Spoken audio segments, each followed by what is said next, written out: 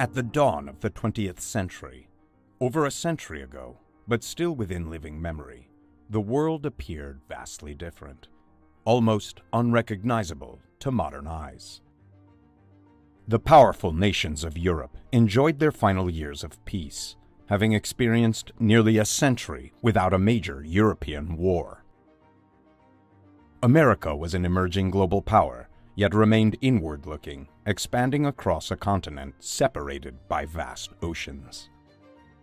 Much of the world was either under European rule or only partially independent, impoverished, undeveloped, and controlled by industrialized nations. People were not bound to one place, undertaking long steamship voyages that lasted weeks or months. Europe was sending its surplus population to its overseas territories. Britain was reshaping itself in Australia, New Zealand, South Africa, and Canada. Europe's struggling masses journeyed westward in pursuit of the American dream. Asian migrants were crossing the Pacific and reaching Africa. Throughout these developing nations, forged from untamed land, railways stretched like steel veins. Trains carried settlers deep into newly opened territories, as well as armies that brutally crushed any native resistance. Railways transported goods and raw materials to coastal ports for export worldwide. In this era, once migrants completed their long journeys, they settled permanently. Whether on a prairie homestead, an Australian farm, or in a New York tenement, many would never again travel more than a few miles from home. The concept of a holiday or vacation, a late 19th century invention, was limited to short train trips, if taken at all. In 1903, a new chapter in history began, one that would soon overturn this way of life forever. That year, Americans Wilbur and Orville Wright took flight, transforming rail into the long-held dream of human flight. Yet, while people had long imagined soaring through the skies, none foresaw the Concorde or the Boeing 747. Few could have conceived that within just 60 years of the Wrights' first short flight, millions of ordinary people would travel thousands of miles, some faster than a speeding bullet, often for little more than the price of a meal. A new frontier emerged. Aircraft quickly flew faster, higher, and farther. Nearly every week, a new record was shattered. Generous cash prizes were awarded to air race victors or the first aviator to complete a specific flight. The Wright brothers were just two among many engineers worldwide striving to build flying machines. While they had solved the intricate challenge of designing a propeller, they had not answered all the mysteries of flight. Different engineers contributed unique ideas that had to be combined to create a reliable and successful aircraft. France initially led the way in aviation technology. Louis Blériot, a French engineer and the first person to fly across the English Channel, developed powerful engines for swift, nimble monoplanes instead of bulky biplanes. Other French engineers realized that mounting the engine at the front to pull the plane forward was more efficient than the Wrights' approach, which placed both the engine and propeller behind the pilot. Many early aviators perished in crashes, often crushed by their own engines sliding forward upon impact. The Wright had controlled their aircraft by warping the wings. The method was impractical for larger aircraft or planes constructed from sturdier materials than thin wood and canvas. American engineer Glenn Curtiss introduced wing flaps, a crucial innovation still in use today. Despite the excitement of early races, records, and flight demonstrations, they did not establish the viability of a profitable airline industry for passengers or cargo. Before 1914, the only commercial flights carrying paying passengers were operated by German Zeppelin airships. These airships were massive balloons, huge envelopes of lighter-than-air gas held within a rigid metal frame. Majestic and steerable, They were equipped with engines and rudders, allowing them to transport heavy loads. By 1914, Zeppelins had already flown 37,000 passengers, primarily on sightseeing excursions. However, air travel could not have advanced without the push of war. By 1914, Britain's armed forces possessed just over 100 aircraft. By 1918, that number had surged to 20,000. The war years saw aircraft evolve to fly at speeds, distances, and payload capacities that had been unimaginable in the final year of peacetime.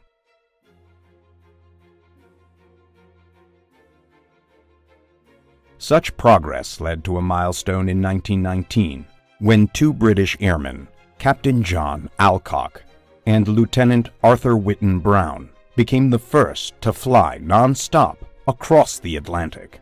They completed the journey to claim a 10,000-pound prize for the first successful crossing. An American pilot had previously flown the Atlantic, but only by island hopping in multiple stages. The aircraft used by Alcock and Brown was a British long-range bomber originally designed to strike Berlin. After the Great War, a surplus of ex-military planes and trained pilots made flying inexpensive. Flights were rarely taken for travel. They were a form of entertainment. Flying circuses.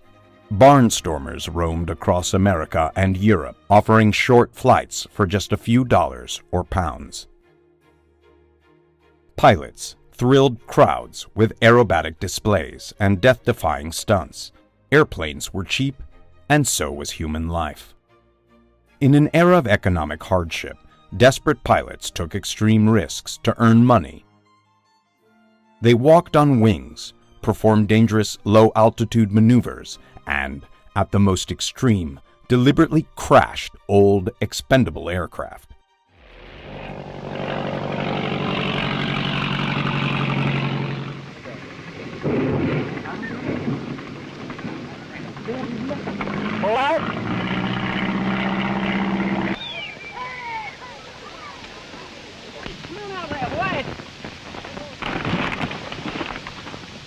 Boy, you're hurt!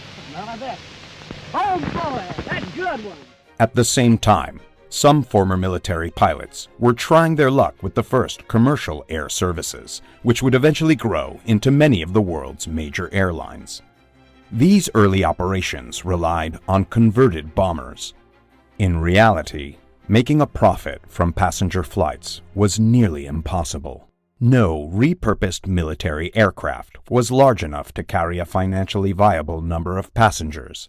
A former bomber flying from London to Paris charged £42 per seat, more than half the average British annual income. Such journeys were taken more for adventure and prestige than for speed or convenience. 1927 marked one of aviation's most pivotal moments. American pilot Charles Lindbergh flew solo and non-stop from New York to Paris. Lindbergh's legend is so great that many mistakenly believe he was the first to cross the Atlantic. He was not. Nearly 80 people had crossed before him, and not all were daring pilots. Many had traveled in comfort aboard airships. Lindbergh made the journey to win a $25,000 prize. It was an incredibly dangerous flight. Just 2 weeks earlier, two of France's most celebrated aviators had vanished attempting the same crossing. Navigation was treacherous. Lindbergh could have easily become lost and disappeared like others before him. He fought overwhelming fatigue, pushing his aircraft, his endurance, and his luck to the brink of disaster. Lindbergh had an undeniable star quality: handsome, disciplined, and clean living. He did not smoke, drink, or dance, standing apart from the decadence of the Jazz Age. He possessed charm and a quiet confidence, often described as the ideal son any American mother would wish for. Lindbergh's charisma helped America embrace aviation. He reassured ordinary Americans that flying was safe, beneficial, and the future of travel. Touring the world as aviation's champion, he was said to inspire towns to build airports wherever he visited. Airlines hired him to scout new routes and test new aircraft. Every flight he took became a media spectacle.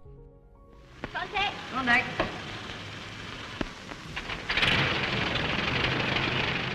Star aviators played a crucial role in promoting air travel during the 1930s.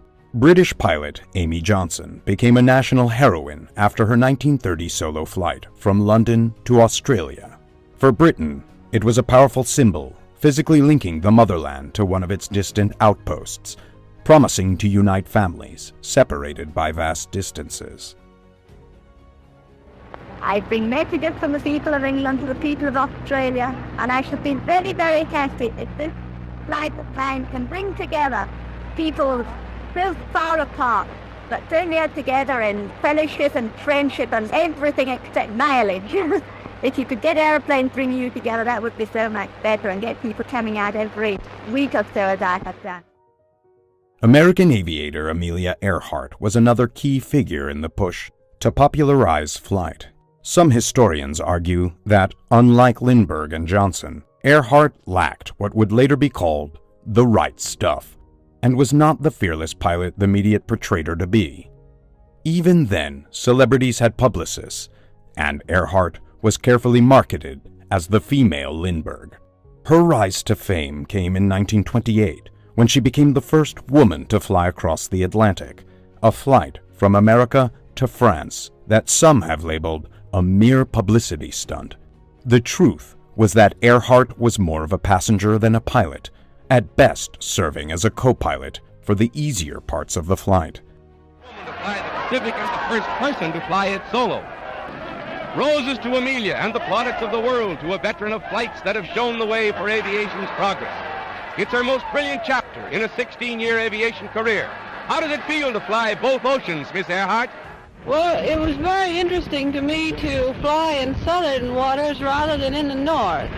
On the Atlantic flight, I had ice conditions and general storm.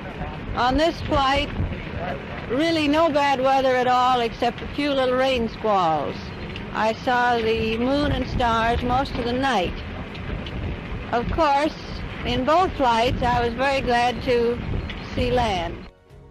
Many aviation stories dominating early 1930s newsreels revolved around airmail services. Airmail played a crucial role in the early expansion of commercial aviation. Before fax machines and the internet, letters were a valuable cargo, with customers willing to pay extra for faster delivery.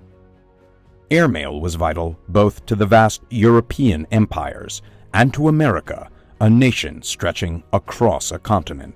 Governments passed legislation to promote airmail, offering lucrative contracts that effectively subsidized emerging airlines. The power to award these contracts was often used to encourage, if not outright enforce, mergers, strengthening and streamlining the airline industry. Imperial Airways, a predecessor of British Airways, was formed in this way. In the United States, airlines like TWA, United, Eastern, and American Airlines emerged from government-facilitated mergers. In Australia's vast territories, the regional airline Qantas rose to national prominence as the government's preferred mail carrier. By 1929, KLM, Royal Dutch Airlines, operated an 8-day route, the world's longest at the time, connecting the Netherlands to its colony in the Dutch East Indies, now Indonesia. Mail contracts also drove innovation, including the development of towed gliders to increase airmail planes' carrying capacity. Airlines found that governments were setting conditions. To secure a mail contract, aircraft had to accommodate passengers as well as letters. They also had to fly at night, pushing airlines to develop new navigation technologies for darkness. The strength of America's growing airlines fueled rapid innovation among aircraft manufacturers. Many airlines formed exclusive partnerships with specific companies, United Airlines with Boeing and TWA with Douglas. A largely forgotten chapter of aviation history is the Ford Motor Company's early role in aircraft manufacturing. Henry Ford aimed to apply the principles of mass production, which had made automobiles affordable, to aircraft construction. Many airlines adopted the Ford tri-motor. The aircraft was practical but unattractive. Its boxy design created drag, slowing it down. Yet it was reliable, durable, and safe, and they were affordable. Ultimately, Henry Ford realized that the aircraft and automobile markets were never going to be comparable in scale. Ford aircraft was phased out, becoming a part of aviation history. In the 1930s, airliners faced competition from a more luxurious alternative, the airship.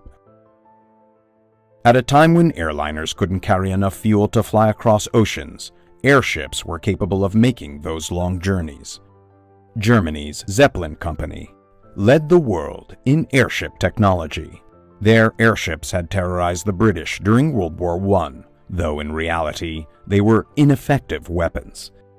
Throughout the 1920s, many countries tried to build airships, but most efforts ended in disaster and tragedy. Britain's airship program, intended to transport mail and important passengers around the empire, ended in the catastrophic crash of R-101 in October 1930. R-101's maiden flight was supposed to take it to India, carrying senior British officials, including the British Secretary of State for Air, Lord Thomson. Thomson had insisted that the flight proceed, despite safety concerns about the R-101. He had publicly declared that R-101 was as safe as houses. Tragically, Thomson perished just hours into the flight when R-101 crashed in northern France during a storm. The British airship had simply been uncontrollable in bad weather. Britain abandoned its airship program. Now, Mr. Bell, you are one of the 6 survivors from the ill-fated R-101 disaster. How many people were actually killed? 48. How did the crash happen? Well, I think the weather was against us. We were a bit heavy and we just nosedived and hit the ground. What do you remember most about the crash? The fire. How did you survive? How is you weren't killed? Well, I was in the after engine gondola, and that was slung below the ship, you see, about 20 feet.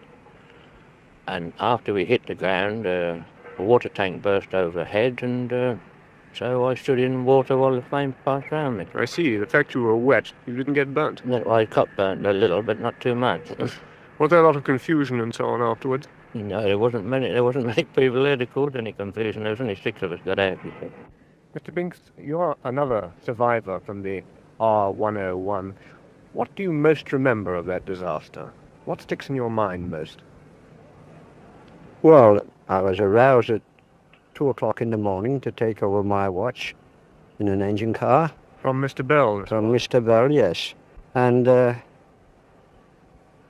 course, got down into the car, which was slung under the centre line of the ship right aft. And in a very short time, of course, the ship took a sudden dive. I had no idea where we were, of course. Took a sudden dive, and she was pulled out of it again, got nice and trim again, and she's, in a short time after, she dived again, which, of course, was the last of her diving. She struck the ground and on a hillside in Beauvais, northern France, and took fire. Have you any idea what caused the sudden diving? No, I think it was really due to weather conditions more than anything. Heavy weather, rain on the ship, and approaching this hillside, it got the wind on the top of over the bows of the ship and forced her down. Do you think this indicates that she was really an unsafe airship? No, I don't. She wasn't unsafe. I'd have gone anywhere in there. France also gave up on airships after a similar disaster in 1923. Italy followed suit after an Italian airship crashed during an Arctic flight. America, which had focused on military airships, also endured a series of tragic accidents throughout the 1930s. The primary danger of airships lay in the gas used to lift them, hydrogen, the lightest element. highly flammable, hydrogen could ignite from even the smallest spark, turning a minor incident into a catastrophic disaster.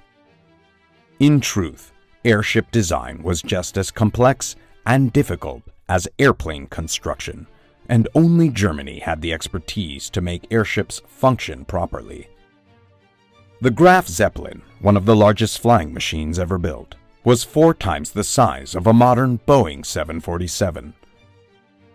Launched in September 1928, it became a symbol of German national pride, funded by a public share offering that was eagerly embraced by ordinary Germans. The Graf Zeppelin was designed to cross the Atlantic, offering 20 passengers extreme comfort in its warm, quiet, spacious cabins, vastly superior to the noisy, cold passenger airplanes of the era.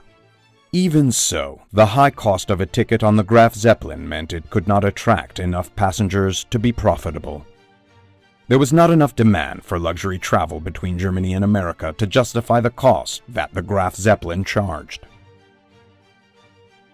While the Graf Zeppelin did succeed as a luxury cruise ship, offering sightseeing trips and voyages to Brazil, where a German expatriate community ensured sufficient demand, it was not financially sustainable on the transatlantic route. Germany pressed on, building a new, even larger airship designed to make the transatlantic route profitable.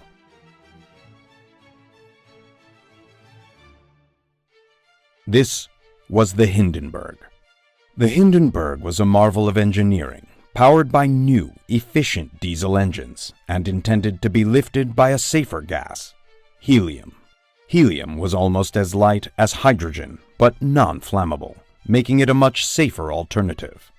However, helium was regarded as a strategic resource in the 1930s, as sensitive and closely guarded as nuclear materials would be in the 21st century.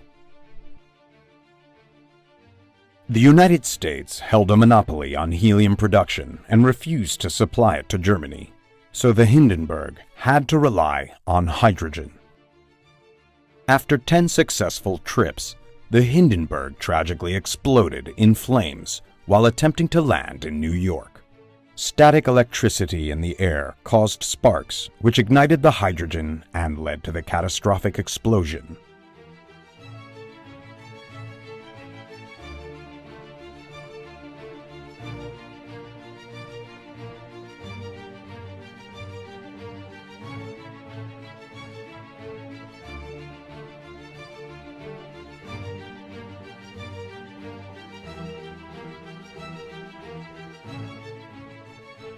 Newsreel cameras happened to be in the right place at the right time, capturing the horrifying disaster for the world to witness.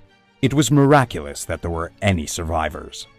The Hindenburg disaster was one airship tragedy too many, and destroyed any remaining confidence in airships as a viable mode of travel. Of the 161 airships built, 60 met a similar fate to that of the Hindenburg. The airship was never going to be the foundation for the mass air travel that we enjoy today, as it could never match the speed of modern airplanes. A what-if of history suggests that, had the Hindenburg disaster not occurred, giant helium-lifted airships might have found a niche market as aerial cruise liners. With the end of the airship era, another romantic form of aviation emerged to provide a way to cross the oceans by air: the flying boat. The 1930s had been described as the short but glorious golden age of the flying boat. While flying boats couldn't land just anywhere or in any water conditions, they were still seen as a safe way to cross vast expanses of ocean. Their large boat hulls offered ample space, making them luxurious compared to the land-based airliners of the time.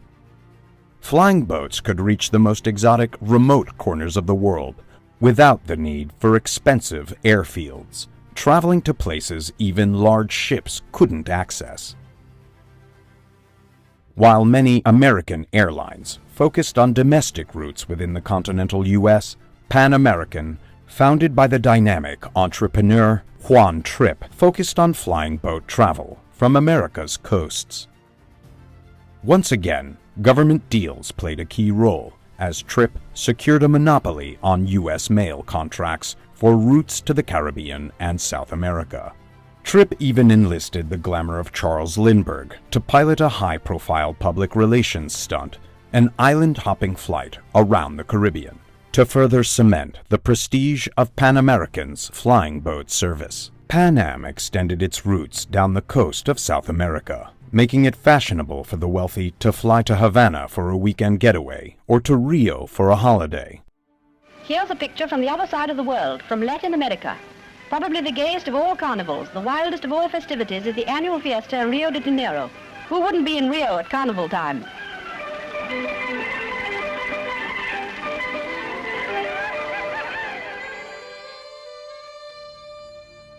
The airline introduced ever larger flying boats, what it called clippers, and these aircraft became regular features in glamorous Hollywood movies.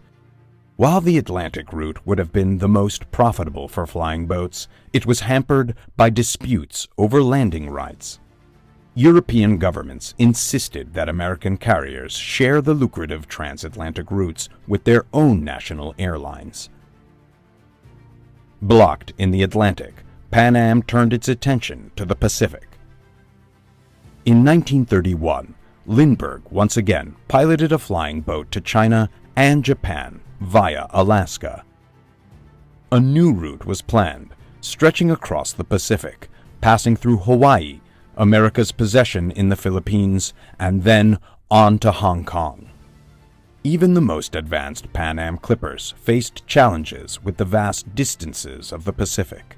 This required the development of new radio navigation equipment to locate the tiny coral islands that would serve as stopovers for the flying boats. As with past endeavors, political leverage played a crucial role in securing the necessary support for these ambitious routes. Pan Am even convinced the U.S. government to annex Wake Island, turning it into a vital flying boat base. When the first Pan Am scheduled flight crossed the Pacific in 1936, it marked a dramatic reduction in the time needed to travel, shrinking the world significantly. 3 days from San Francisco to Hong Kong, compared to the 3 weeks a sea voyage took. However, flying boats were still not the aircraft capable of supporting the mass travel we have today. To afford a round-trip fare from California to the Philippines, the average American would have to work for an entire year. Meanwhile, Germany, still deeply invested in airships, launched the Dornier DOX in 1929. This giant flying boat could carry 169 passengers, a record that wouldn't be surpassed for more than 15 years. Due to the restrictions of the post-World War I Versailles Treaty, which forbade Germany from building large aircraft, the DOX had to be constructed in Switzerland. Despite its size, the DOX was a heavy and unwieldy aircraft. In the end, only 3 DOX planes were built. Historians have called the Dornier DOX a plane ahead of its time, recognizing it as one of the most remarkable flying boats ever built, despite its shortcomings. Germany and France operated flying boats across the Mediterranean and even made crossings of the South Atlantic to South America. To address the challenge of refueling mid-ocean, Germany created ships that would meet their services in the Atlantic, providing fuel for their Brazil-bound flights. Britain introduced flying boats to its Imperial Airways services in 1929, connecting key points of the British Empire to South Africa, India, and Australia. A journey to Sydney could take up to 9 days. Despite the glamour of flying boat travel, often portrayed in the media, passengers sometimes describe their long flights as tiring and boring, with the excitement of flying fading quickly. The flights, which involved long hours in a metal cabin, frequently included stopovers where passengers would sleep in hotels before continuing their journey early the next morning. While flying boats were luxurious in comparison to the alternatives at the time, the reality of travel was less glamorous than it seemed. Planes were non-pressurized and had to fly through, not above, turbulent weather, causing discomfort, air sickness, and a less than ideal flying experience. In response, airlines began installing beds in their flying boats, but the overall experience remained far from the convenience and comfort we associate with air travel today. Britain overcame American resistance to landing rights by sending its flying boats to Canada. It wasn't until 4 years after the first Pacific flight that political barriers to transatlantic flights were cleared. In May 1939, Pan Am launched its first scheduled Clipper service from New York to Lisbon and Marseille, opening a vital link between America and Europe. Even as these transatlantic services began, it became clear that the key to making air travel commercially viable lay in larger aircraft. To that end, Pan Am ordered the largest airliners built at the time, which would remain the largest until the advent of the Boeing 747, more than 40 years later. Meanwhile, Britain was introducing its own large empire flying boats, though the golden age of flying boats was already drawing to a close. Germany had already begun to build land-based aircraft capable of flying non-stop from Germany to New York. However, American refusal to grant landing rights to Germany effectively protected Pan Am's monopoly on transatlantic routes. The late 1930s saw the emergence of a variety of new airliners built from the decade-long progress in aviation technology. In the early 1930s, many airliners were still biplanes, with sturdy wooden frames and taut fabric stretched over cables, reminiscent of the very first Wright brothers aircraft. This was not due to a lack of innovation, but because biplanes provided the strength necessary to support larger hulls, making them ideal for the early commercial airliners. The larger biplanes of the 1930s allowed for more spacious cabins, offering features like padded vibration dampening seats, beds, and kitchens, which provided a more comfortable and practical experience for passengers. These aircraft were still slow and ungainly, but the increased power of the engines meant that fewer engines were required, which reduced noise and vibration and enabled faster flight. A key innovation in aviation during this period was the advancement of aerodynamics, which focused on how airflows passed objects and how these objects could be shaped to reduce drag and increase efficiency.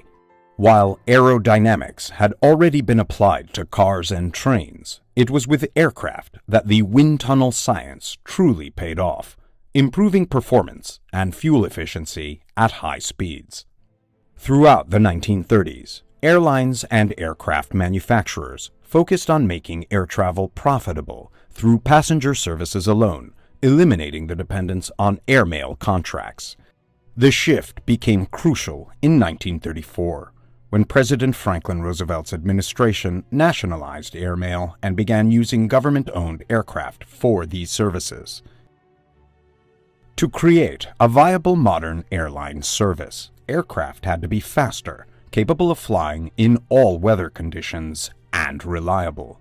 Airlines also needed aircraft that were easy to maintain and service, setting the stage for the next wave of innovations in air travel. In the quest to make money from passengers, airlines realized that the key was keeping aircraft in the air for longer, minimizing downtime. Letters could afford delays, but business travelers who needed to keep appointments demanded reliable and timely services. The flying experience also had to be more comfortable to appeal to these passengers.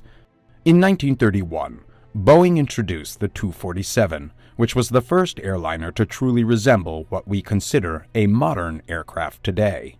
It was a fast, all-metal monoplane, streamlined and powered by the most advanced engines of the time. Despite its innovation, however, the 247 did not achieve the commercial success Boeing had hoped for. This was due in part to the arrival of a competitor in 1934. The Douglas DC-3.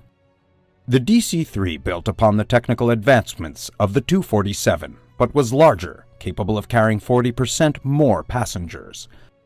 It was also designed for mass production, which made it cheaper to produce, easy to service, and reliable in terms of maintenance. This made it highly profitable. By 1939, the DC-3 was responsible for carrying 90% of the 3 million passengers flown annually in the United States. While the DC-3 was the most commercially successful of the 1930s airliners, the Lockheed Electra was regarded as the most stylish. It was faster than its competitors, and in 1938, American millionaire Howard Hughes made headlines by flying an Electra around the world in just 4 days.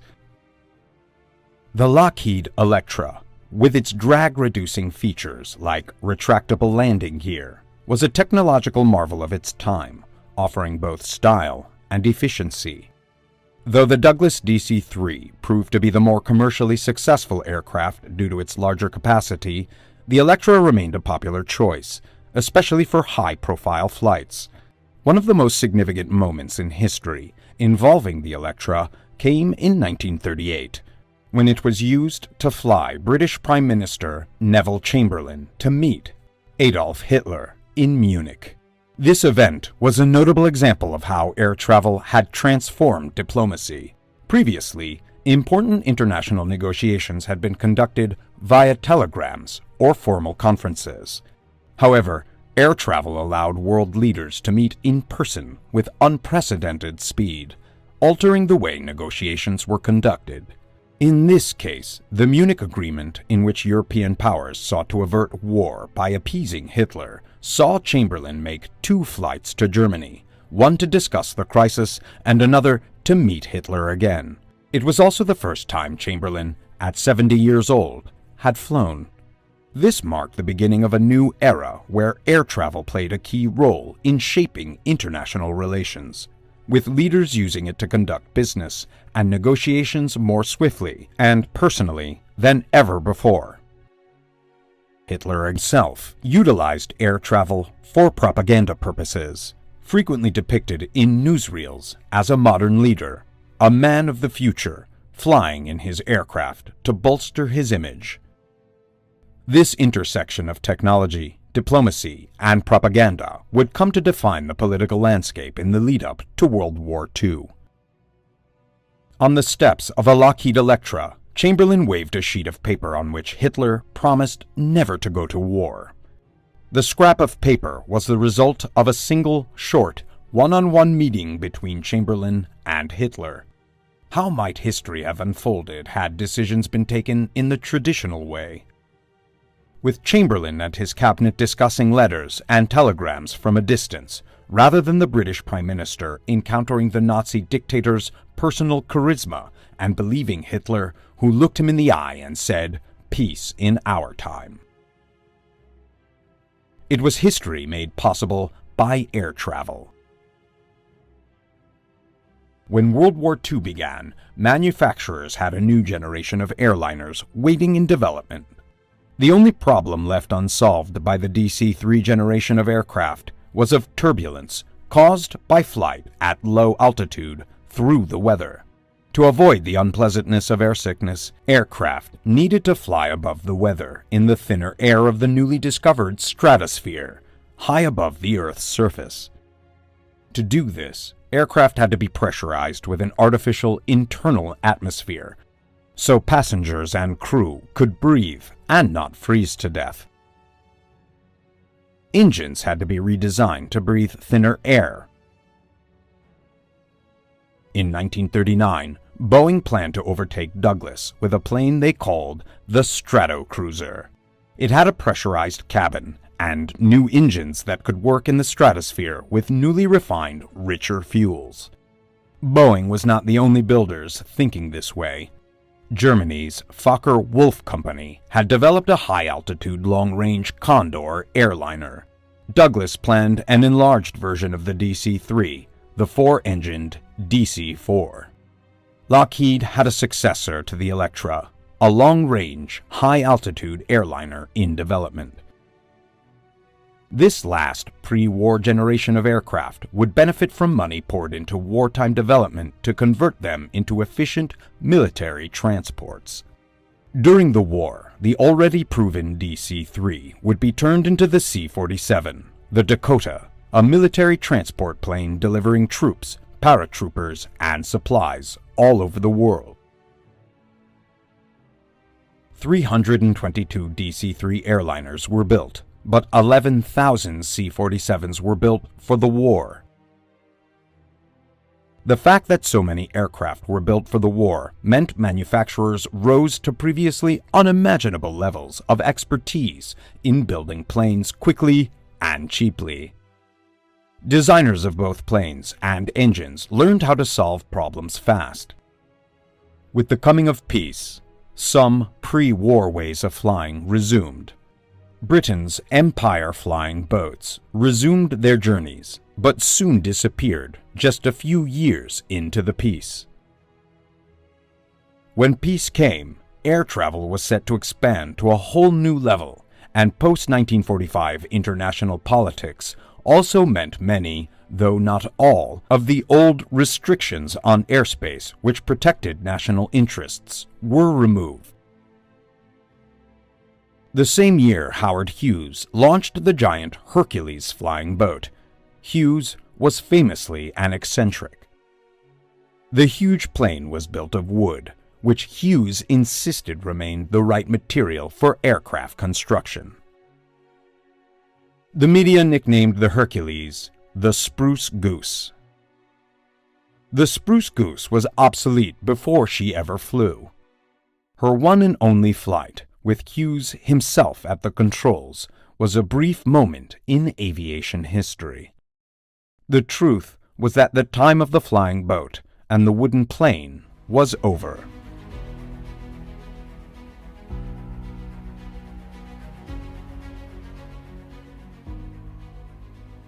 The immediate post-war years were the time when the propeller-powered airliner evolved into its ultimate form. Piston-driven propeller engines had become virtually as powerful as the laws of physics would allow. Airliners could now fly across oceans and continents without stops. They could fly at high altitude. They brought levels of comfort and speed that could finally beat anything ships or trains could offer. With the peace, the generation of airliners that had been waiting in 1939 and had matured during the war took to the air. The Boeing Stratocruiser was, even then, a plane that had 2 floors with a staircase in between decks. The post-war Stratocruiser was a passenger fuselage between the wings, tails, and engines of the B-29 Stratofortress, a bomber designed to cross the vast spaces of the Pacific above the operational altitude of Japanese fighters. The Douglas DC-6 was originally developed as a long-range, large-capacity military transport and grew out of an enlarged DC-4, which was itself an enlarged 4-engine version of the DC-3. The definitive aircraft of the propliner age was the Lockheed Constellation. First on the drawing board in 1939, the aircraft had been enlarged and improved as a military transport during the war. There was little between the DC-6 Stratocruiser and Constellation in terms of performance, but the Constellation ranks as one of the most stylish aircraft ever to fly. In World War II, propeller-powered aircraft reached the limits of what they could do. This was true of military aircraft, and it would soon be true of the propeller airliner. The future lay with jet-powered flight. The jet engine was invented in the early 1930s by British RAF officer Frank Whittle. Whittle was largely ignored by the British aviation establishment, and it was in Germany that the first jet took off. Germany deployed the first operational jet fighters, soon to be followed by the RAF. Jets could fly faster and higher than propeller aircraft, with the world's air forces building jets. It was inevitable the new technology would turn to commercial air travel. Inevitable, but not immediate. air forces could afford the high cost of jets, which were thirsty for fuel, expensive, and difficult to maintain, but worth the money for superior fighting performance. Commercial aircraft had to be economic to operate. High investment in reliable prop airliners meant America was at first reluctant to pursue jet airliners. For a short period, a transitional generation of airliners emerged that were hybrids of jets and propeller planes. The turboprop. True jet aircraft drive the plane forward by shooting out a fast jet of gas. The turboprop instead uses the energy in the gas jet to turn a turbine, which itself turned a propeller. It gave the turboprop airliners higher altitude and some greater speed. But the turboprop airliners, such as the British Viscount, were only a halfway house. The future lay with pure jets. After Germany's defeat, Britain was in the forefront of jet development and saw an opportunity to establish a lead over America. In 1949, the British de Havilland Company began work on the world's first jetliner, the Comet. The plane entered service in 1952 on the British service to South Africa. The aircraft was an immediate success, faster and more comfortable than any propliner, and it was a stylish, good-looking aircraft. Passengers fought for tickets, and airliners all over the world wanted Comets. Then, in 1954, Comets began to disintegrate in mid-air. It was found that the design was flawed, with structural weaknesses. The Comet fleet was grounded, and the plane had to be redesigned. Meanwhile, Boeing was designing a jetliner. Today, Boeing is one of the world's leading manufacturers of commercial aircraft. In the 1950s, they were some way behind their American rivals, Douglas and Lockheed, and best known as a military manufacturer. The U.S. government had given Boeing the money to design a large, long-range jet aircraft that would not fall apart. The giant intercontinental nuclear bomber, the B-52. Boeing applied this expertise to create an aircraft that was for both military use as a tanker and as a commercial airliner. The Boeing 707. While British engineers wrestled with the problems of the Comet, Boeing had the time to perfect the 707. With the Comet on the ground and back on the drawing board, the 707 had no competition. Even had there been a rival, the 707 would have been a hard act to beat. It could carry twice as many passengers as the Comet and flew at nearly 600 miles per hour, a speed identical to most of today's aircraft. It could fly long distances without stopping to refuel. The 707 was robust, reliable, and economic. Its airframe is so strong that it could be placed into a barrel roll, flying upside down like a fighter jet, though this maneuver was never performed with passengers aboard. The 707's speed and range literally cut the size of the world in half.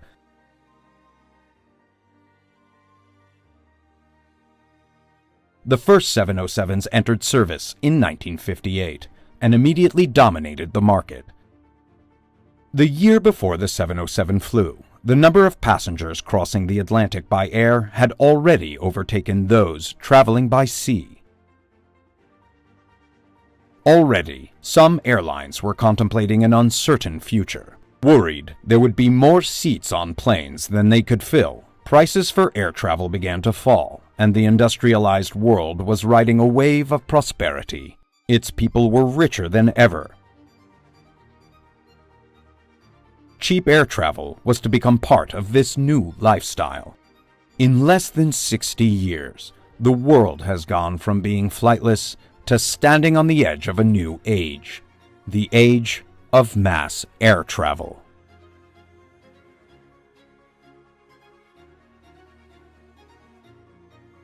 In 1508, Leonardo da Vinci wrote about his aspiration for flight. A man with wings must learn how to defy the resistance of the air, and by mastering it, could lift himself above. Da Vinci was imagining a dream shared for millennia, as ancient as civilization itself. Almost 400 years would go by before that dream became reality, when, in 1903, the Wright brothers flew. Another 50 years would pass before aircraft truly transformed everyday life. Following the first flight came rapid advancements in aviation, driven by bold pioneers, thrill seekers, and the urgency of war. By the mid-20th century, people everywhere could fly. In 1957, more crossed the Atlantic by air than by ship. Ocean travel always required time. Leisure travelers once needed ample time to sail the seas. Popular memory of the golden era of sea voyages is shaped by stories of lavish ocean travel aboard grand liners filled with the elite, wealthy, and well-known. The experience of the less affluent sea traveler is mostly forgotten.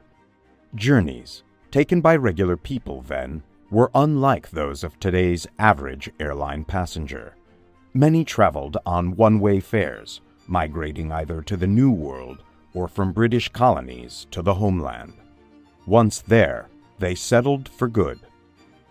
In 1958, the Boeing 707, the first successful jetliner, entered service. It had the speed and range to truly make the world smaller. Time was no longer a luxury required. Post-war prosperity left the industrialized world wealthier than before, and travel became accessible. The 707's size made air travel cheaper. Costs began to drop. As the 1950s gave way to the 1960s, the more forward-looking ship owners understood this was a shift they could not resist and win. Well-known shipping companies like Cunard, owners of the famed Queens Mary and Elizabeth, saw that the future of ocean liners lay in cruising. They intentionally designed newer ships, like the QE2, not for speed, but as luxurious floating resorts. I name this ship Queen Elizabeth II.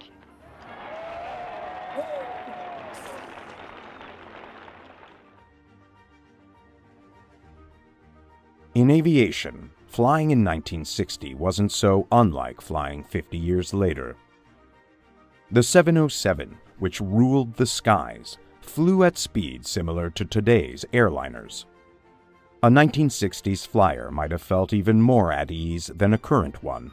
No long security lines, smaller crowds, and less traffic to the airport. Though not the first jetliner, the Boeing 707 was the first truly successful one. Its success inspired many countries and companies to begin developing their own jet airliners. The 707 had dominated long-haul air travel, but, for its time, was a large aircraft that required strong passenger demand on each route to avoid flying half-empty. It also needed long runways and major airports. This left room in the market for smaller jets to serve less busy routes. It was a period of intense rivalry among aircraft makers. France introduced the Sud Aviation Caravelle. Britain launched the VC-10 and the BAC-111, while the U.S. company Douglas rolled out the DC-9. American manufacturers had a significant edge, shared across much of the U.S. industry, thanks to a vast domestic market and airlines favoring American-made planes. Companies like Boeing and Douglas enjoyed greater resources than their European competitors, who served smaller home markets. Even by the early 1960s, European builders saw they had to unite to rival their American counterparts. The French Caravelle featured the nose, cockpit, and avionics from Britain's de Havilland Comet. The Comet was the first jetliner, but was ultimately surpassed by the 707's Triumph.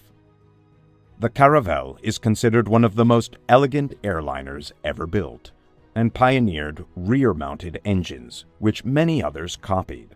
This made flights quieter for passengers. What separated these aircraft into success and failures wasn't their graceful design or how fast they flew. Each could have taken part in a strange airline competition with roughly equal odds. Victory or defeat came down to the numbers. Profits weighed against fuel use and time spent idle on the ground. A winning aircraft was one that could adapt, its interior adjustable to fit the unique needs of an airline's network. Boeing entered this space with smaller 707 variants, like the 737 and 727. Once more, Boeing found success. Its compact jets felt more spacious inside than expected, offering the comfort of a larger aircraft. The DC-9 was a winner too. Douglas engineered a jet that could be tailored exactly to the economics of any specific route, reworking the math, balancing things like fuel range, engine output, passenger count, and cargo space for maximum return. Fuselages were adjustable, and engines could be selected for optimal efficiency. In the 1960s, another signal that air travel had moved beyond just reaching destinations faster was seen in how airlines began promoting themselves. Jetliners became tied to the era's obsession with sex appeal, celebrity, youth, and style. Airports turned into stages where pop icons and socialites made grand entrances. In the 1940s and 50s, air travel was linked with wealth and power, the elite soaring above the masses, still grinding through travel by rail or sea. By the 1960s, jets became part of a changing way of life. The jet airliner turned into a status symbol for flashy new wealth. A new social group emerged in media circles, the jet set. They shopped in London, tanned along the Côte d'Azur, then flew off to a movie premiere in Los Angeles. During the 1960s, the flight attendant, called the air hostess then, was turned into a cultural icon of sex appeal. Where airlines once boasted about speed, they now marketed allure. Airline ads began spotlighting attendants more than planes, with taglines like, "Does your wife know you're flying with us?" And the boldest of all, "I'm Linda, fly me." In the early 60s, a radical concept emerged, an airliner that would truly change air travel by flying at phenomenal speeds. Back in the 1940s, engineers had grappled with the challenge of breaking the sound barrier. As propeller planes gained power and early jets took flight, speeds increased rapidly. They edged closer to the speed of sound, about 675 miles per hour in air. Near that limit, the rules of flight seemed to collapse. It felt like physics broke down. Air couldn't move aside quickly enough, and aircraft stability was suddenly lost. At speeds approaching sound, aircraft became unmanageable, controls locked up, and airframes trembled apart. Many pilots lost their lives trying to exceed the speed of sound. Engineers spoke of a sound barrier that winged aircraft couldn't cross into the supersonic realm. Some even believed supersonic flight was impossible, forever limited to bullets, missiles, and rockets, objects that traveled ballistically, not through lift and aerodynamics. But the rewards of supersonic speed for military jets were too great to ignore. In 1947, after immense cost in both funding and lives, the barrier was broken and the principles of flight were rewritten. Supersonic flight was achievable, but aircraft had to be reimagined and reshaped for this new frontier. By 1960, supersonic technology remained the domain of fighter jets, but designs were underway to bring this speed to commercial aviation. 3 major supersonic airliner programs were launched, one by the US, one by the Soviet Union, and most famously, the Anglo-French Concorde.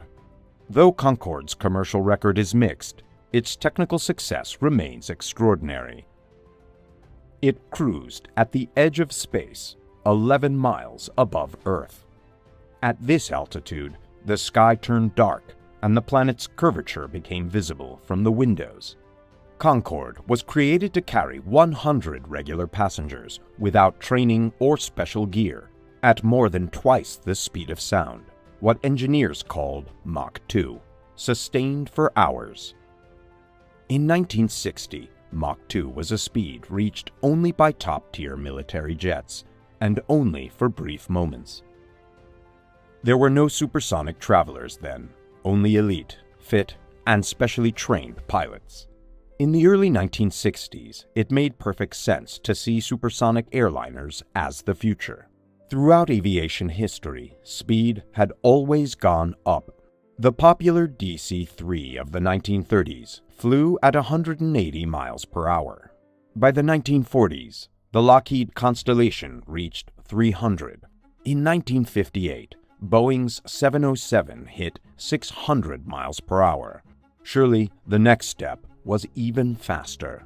But the challenges of flying supersonic were so huge and the costs so steep that only governments could afford the investment. The Concorde was developed through a British-French partnership, entirely backed by public funding. Meanwhile, American taxpayers were funding Boeing's answer to Concorde, the Boeing 2707. This aircraft aimed to go even further than its European rival. While Concorde would top out at Mach 2, the American design targeted Mach 3. The Boeing plane was bolder in ambition and even more technically demanding. The American design aimed to carry double the passengers of Concorde. It featured a swing-wing system, technology borrowed from cutting-edge military jets. Like two 707 wings, they would angle forward for low-speed flight, then sweep back for a sleeker shape, ideal for supersonic cruising. All supersonic airliners had to deal with the same challenge: supersonic aerodynamics. To reach those speeds and altitudes, aircraft needed long, narrow, streamlined bodies, which limited how many passengers could fit inside. High-speed flight also required massive engines that used huge amounts of fuel. Unlike traditional jetliners, Concorde's engines were equipped with afterburners, which injected extra fuel into the exhaust to create more power. That made Concorde, like all supersonic aircraft, a heavy fuel consumer. These design hurdles turned all supersonic airliner projects into costly ventures, devouring funding with no clear bottom line. Each problem solved led to new ones no one had predicted. Concorde's engineering challenges were eventually conquered at great expense, and it made its first flight in 1969. But what engineers hadn't expected was the public backlash against Concorde as a threat to the environment. The first jetliners, including the 707, were far noisier than older aircraft. When the 707 entered service in the 1950s, governments simply adjusted noise rules so it could fly. By the time Concorde was ready in the 1970s, public opinion and environmental awareness had shifted. Environmental protest groups fought against any development that would further harm the planet. Concorde's engines had to be loud, a necessary compromise for the immense power required to achieve supersonic speeds. At top speed, Concorde created a sonic boom, a series of deafening thunderclaps that followed in the wake of its flight. It was considered unacceptable for Concorde to fly supersonic over land, cutting off potential routes within the U.S. market. In the 1960s, scientists raised concerns that such high-altitude flight could harm the ozone layer. In 1971, the U.S. government canceled the Boeing 2707 project in response to mounting protests over environmental damage. Boeing's ambitious program had an endless need for more funds. By 1971, the 2707 had not progressed beyond a set of plans, and a full-scale mock-up, nothing ever actually flew. The American government saw an opportunity to reduce costs, especially in light of the ongoing Vietnam War and extensive social welfare commitments. The 2707 became an easy target for budget cuts. Without an American supersonic airliner, it became even harder for Concorde to gain access to American airspace. Air travel historians saw a pattern repeating itself. In 1939, Germany had the only aircraft capable of making non-stop transatlantic flights, but America denied them landing rights, safeguarding Pan Am's new flying boat services, which relied on island hopping to cross the Atlantic. Some argued that the environmental objections to Concorde were simply cynical excuses driven by American resentment over the success of a foreign supersonic project compared to its own failure. At first, Concorde was banned from many airports worldwide, including New York, cutting off access to one of the most lucrative transatlantic routes. The British and French governments applied political and diplomatic pressure to secure landing rights for Concorde. They mounted an intense promotional campaign, sending the aircraft around the world to showcase its capabilities. Everywhere it went, crowds marveled at how such a machine could be so breathtakingly beautiful. Yet, despite the hype, no one bought. When Concorde was first conceived, it was imagined that airlines around the globe would eagerly adopt the aircraft. In the end, just 14 Concordes were built, serving only Air France and British Airways. Even then, both governments had to allocate the aircraft to their national airlines. Concorde services to New York finally began in 1977. Concorde reduced the transatlantic journey to just 3.5 hours. The world soon came to associate Concorde with the super-rich, a symbol for the most powerful, the wealthiest, and the stars of pop, film, and fashion. To make it economically viable, the initial Concorde tickets were priced as high as the average annual income in Britain. When an ordinary person flew Concorde, it was always marketed as a once-in-a-lifetime experience they'd saved up for. Over time, the true purpose of the plane was forgotten. It wasn't meant to be a rare luxury, but an aircraft accessible to anyone, any day, in midair. To delve further into conspiracy theories, some suggest the Russian agent was caught and deliberately misled with false information by British and French intelligence services, information that would lead to fatal flaws in the Tu-144. In reality, the Tu-144 suffered from overly ambitious goals and a refusal to admit faults within the closed, authoritarian system of the Soviet Union, which hindered many of its technological breakthroughs. Despite these problems, the Soviet Union pressed on with the Tu-144, and it entered service with Aeroflot in 1975.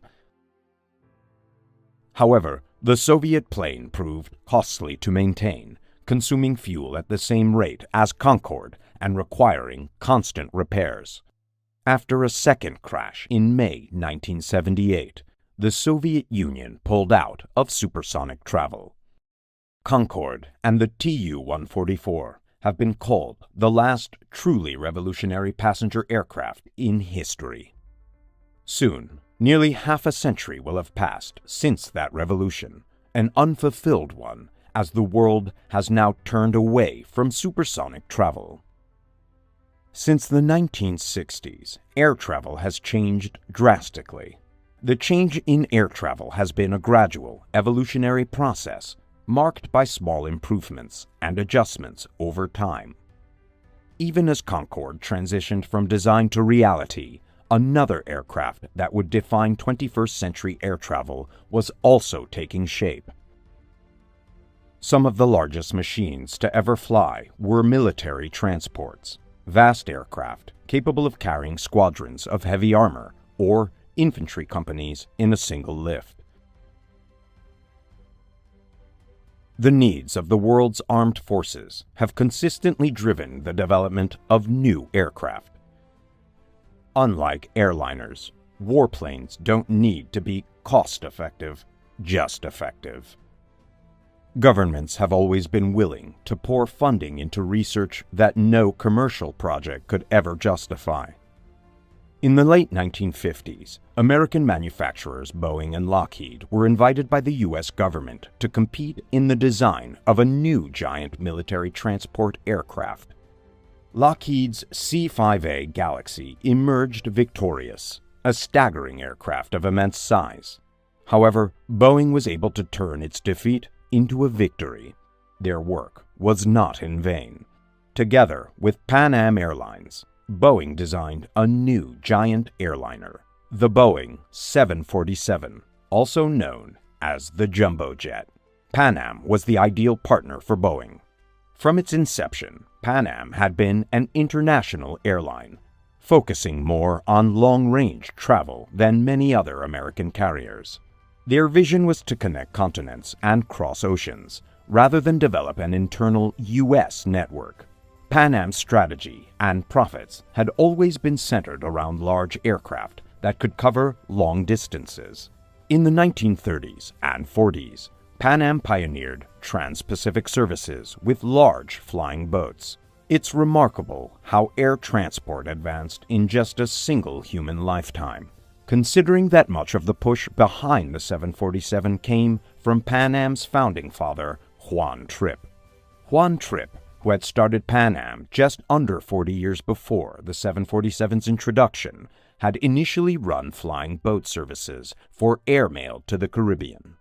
In the early 1960s, neither Boeing nor Pan Am could fully envision the future. Both still believed that supersonic travel would dominate, and initially, the 747 was intended mainly for freight, not passengers. The 747, in many ways, was not a revolutionary aircraft, but an evolutionary one. It was no faster than the 707 and offered nothing extra in terms of comfort.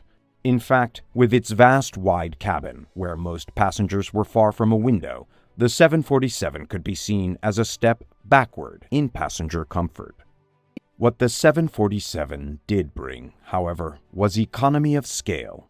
It was able to carry significantly more passengers, nearly twice the number of a 707, while not consuming twice the fuel. This made it impossible to profitably meet the growing demand for air travel, while also reducing the number of aircraft, engineers, and pilots required to operate the airline. It marked a new era in air travel by providing airlines with a more efficient means of transporting large numbers of passengers across long distances. The 747's ability to carry more passengers at lower costs allowed airlines to reduce ticket prices, making air travel more accessible to the general public. For the first time, air travel was within reach for people with an average income, truly democratizing long-distance flight. This shift led to a transformation in the airline industry, where competition now revolved around price and efficiency rather than speed. Ruthless economics once again played a central role in determining the winners in the aviation industry. The 747 became a defining aircraft, propelling Boeing into a dominant position in the market. Other manufacturers tried to compete by creating their own wide-body jets, with Lockheed producing the TriStar and McDonnell Douglas launching the DC-10. However, the 747's success was overwhelming, and Boeing had a significant head start. Ultimately, Lockheed and McDonnell Douglas were unable to match the 747's dominance and would eventually shift their focus away from commercial airliners, concentrating on military aircraft instead. McDonnell Douglas was eventually absorbed by Boeing. European manufacturers, struggling to compete individually with Boeing, came together to form a consortium, and the name Airbus reflected the transformation in air travel, with planes now seen as everyday transportation, akin to buses. The introduction of the Airbus 300 in 1974 was a game-changer. This wide-body jet featured a design that required just 2 engines compared to the 747's 4, and only 2 crew members, significantly reducing operational costs. The Airbus 300 entered a market gap, serving routes where demand wasn't sufficient to justify the use of a 747, and it did so at a dramatically lower operating cost. The economic advantages of the Airbus 300 were so compelling that even American airlines, typically loyal to Boeing, found themselves turning to Airbus. This made Airbus a serious competitor to Boeing, effectively leveling the playing field in commercial aviation. Although Concorde was a commercial failure, its legacy was profound in that it demonstrated the potential for international collaboration on complex projects. The success of the Concorde program laid the groundwork for the development of Airbus, an example of cross-European cooperation in aircraft design. Components for Airbus aircraft are now sourced from various European countries, and the company's Beluga transport planes are used to transport large parts between factories. This highly integrated manufacturing process enabled Airbus to challenge Boeing's dominance, and, for the first time in decades, American manufacturers found themselves playing catch-up as Boeing was forced to produce its own wide-body jet to compete with Airbus's innovations. Cheap tickets and mass travel on wide-body jets transformed the world in many ways, none more so than in tourism development. Without cheap flights, Mediterranean islands like Majorca, Ibiza, Crete, and Corfu could never have become popular destinations for a week of sun with flight and hotel for less than a week's pay. Without cheap flights, a European holiday in Thailand for 2 weeks would be impossible. Air travel turned the capital cities of the world into vacation spots. Once, a sea trip from Britain to New York would take days there and days back. Without air travel, ordinary Americans couldn't visit London, Paris, or Rome for a week. Impossible for Londoners to take a weekend shopping break in America. The spin-off from this growth in travel is a massive expansion in air travel infrastructure. New massive airports and hotels were built. Another way air transport changed how people live, yet is nearly invisible, is air cargo. A shopping basket from a British supermarket shows fresh food from all over the world. Once, international food trade relied on refrigerated ships. European and American tables were seasonal. Foods once appeared and disappeared from shops in line with the yearly farming cycle. While sea transport remains central to international trade, more than 95% of goods still travel by sea. Air cargo has become so efficient that fresh vegetables, flowers, and exotic fruits can be flown worldwide, appearing on European and American tables all year round at an affordable price for ordinary people. One unpleasant part of early 21st century air travel is the heavy security that entangles airports, affecting innocent passengers just trying to get to a beach or business meeting. It is a deadly serious world where jokes or good humor are as forbidden as nail scissors. The world understands why this is done. The Cold War of the 1950s brought hijacking. As the Iron Curtain divided Europe, 3 airliners were hijacked and flown to West Germany by Czechs, seeking asylum from the communist system. Ironically, these first hijackers were welcomed to the West as heroes. When Cuba became communist in 1960, Fidel Castro's revolutionary state became a focus for hijacking. Internal American flights would be seized, and the order to take planes to Cuba became so frequent it almost turned into a joke. By 1969, there were 91 hijackings a year. Some hijackings were acts of the insane, others by mercenary criminals demanding ransom. As the 1960s closed, airlines became targets for terrorists, with hijackings no longer seeking asylum or money, but aiming to capture hostages and gain notoriety. Bomb attacks on aircraft and at airports followed. These events made the headlines, spreading fear and achieving the international attention the hijackers craved. The airliner itself symbolized Western values, and its destruction was seen as a rejection of all the West stood for.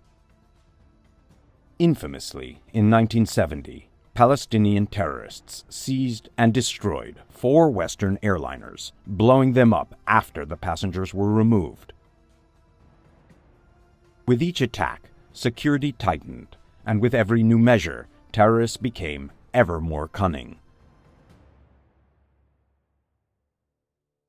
The fear of crime in the air is part of the story of air safety. If flight was a dream for humans for thousands of years, it also became part of our greatest nightmares. This is a story not so much about aircraft, but about human psychology. A century into flight's history, some still refuse to board an aircraft, despite the undeniable fact that flying is the safest way to travel.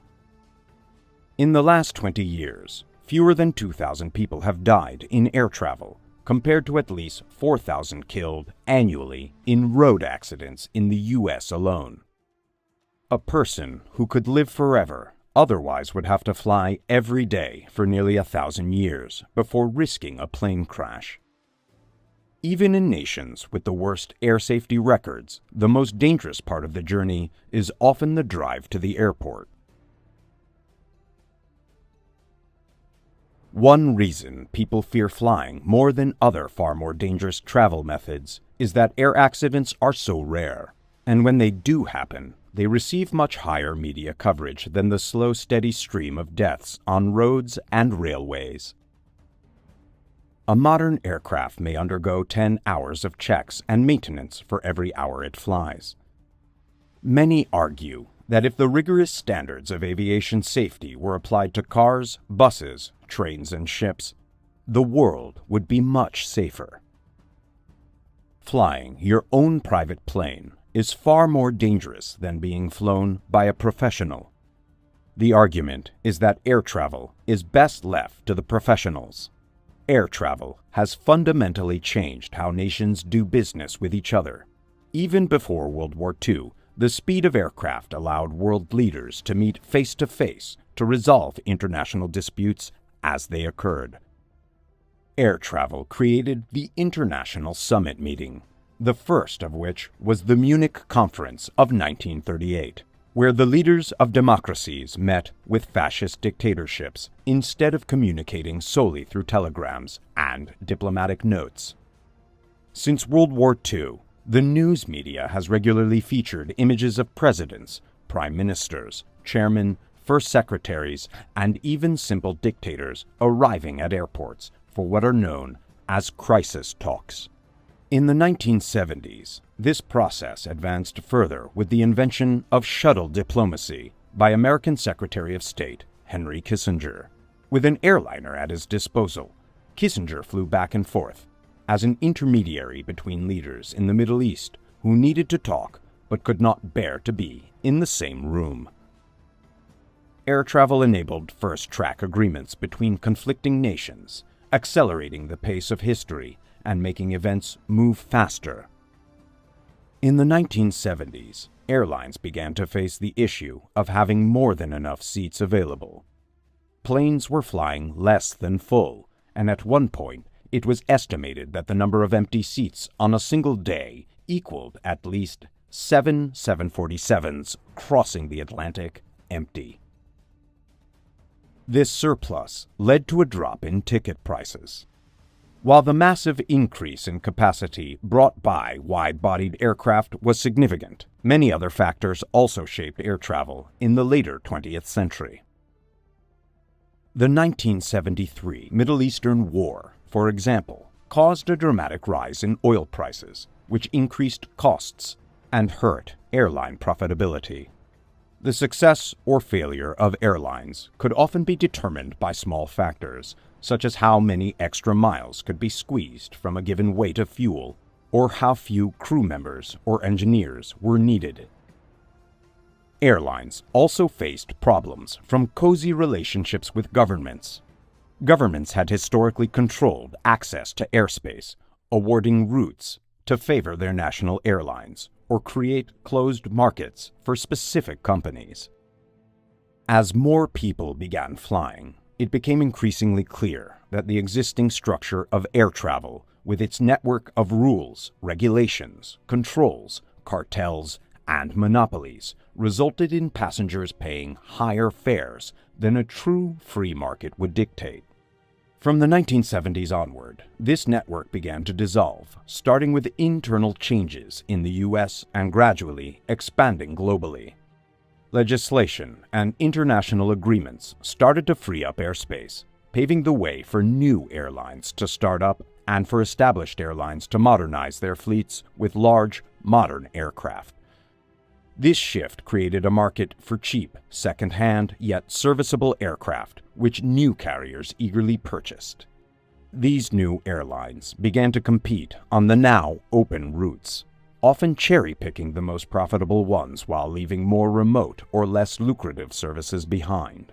Some airlines focused on the growing tourism industry, offering cheap flights at unconventional times to attract holidaymakers. New carriers also emerged from the rapidly growing economies of Asia, with airlines like Singapore Airlines and Cathay Pacific bringing fresh competition to international routes. The same cheap labor costs that allowed Asian manufacturers to undercut Western industries also applied to these new airlines. The late 20th century saw the rise of low-cost carriers, offering travel at unimaginably low prices and with minimal frills. I'm Freddie Laker. I own Laker Airways, and I'm dedicated to low-cost air travel. In 1976, over 1 million passengers flew Laker, so if you're planning a visit across the Atlantic, believe me, we know what we're talking about. With Laker, you can fly round-trip to the USA or Canada in one of our wide-body DC-10s for less than half the price of a normal economy ticket. And you don't have to join a club. Just book well in advance and plan to stay for at least 2 weeks. But don't call me. See your travel agent for full details. Look, I've got to give you a better deal. I've got my name on every plane.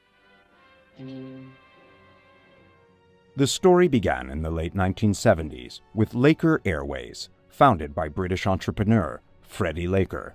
Laker offered basic services with no free food, no films, and just a seat across the Atlantic for little more than £100. Traditional airlines, both European and American, were accused of conspiring to drive Laker out of business by offering fares that undercut his prices and flooding the market with additional flights. This tactic eventually led to Laker's bankruptcy.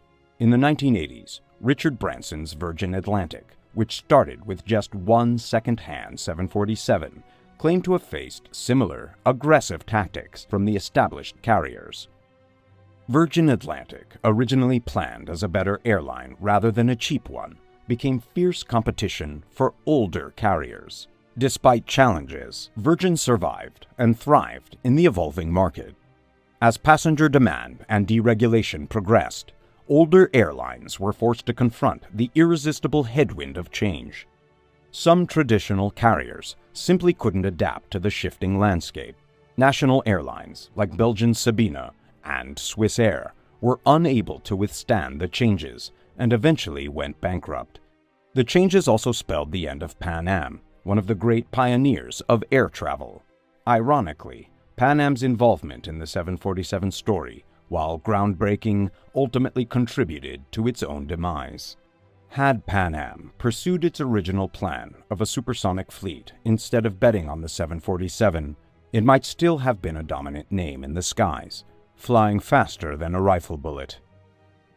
However, it's more likely that a large aircraft like the 747 would have been built for another airline.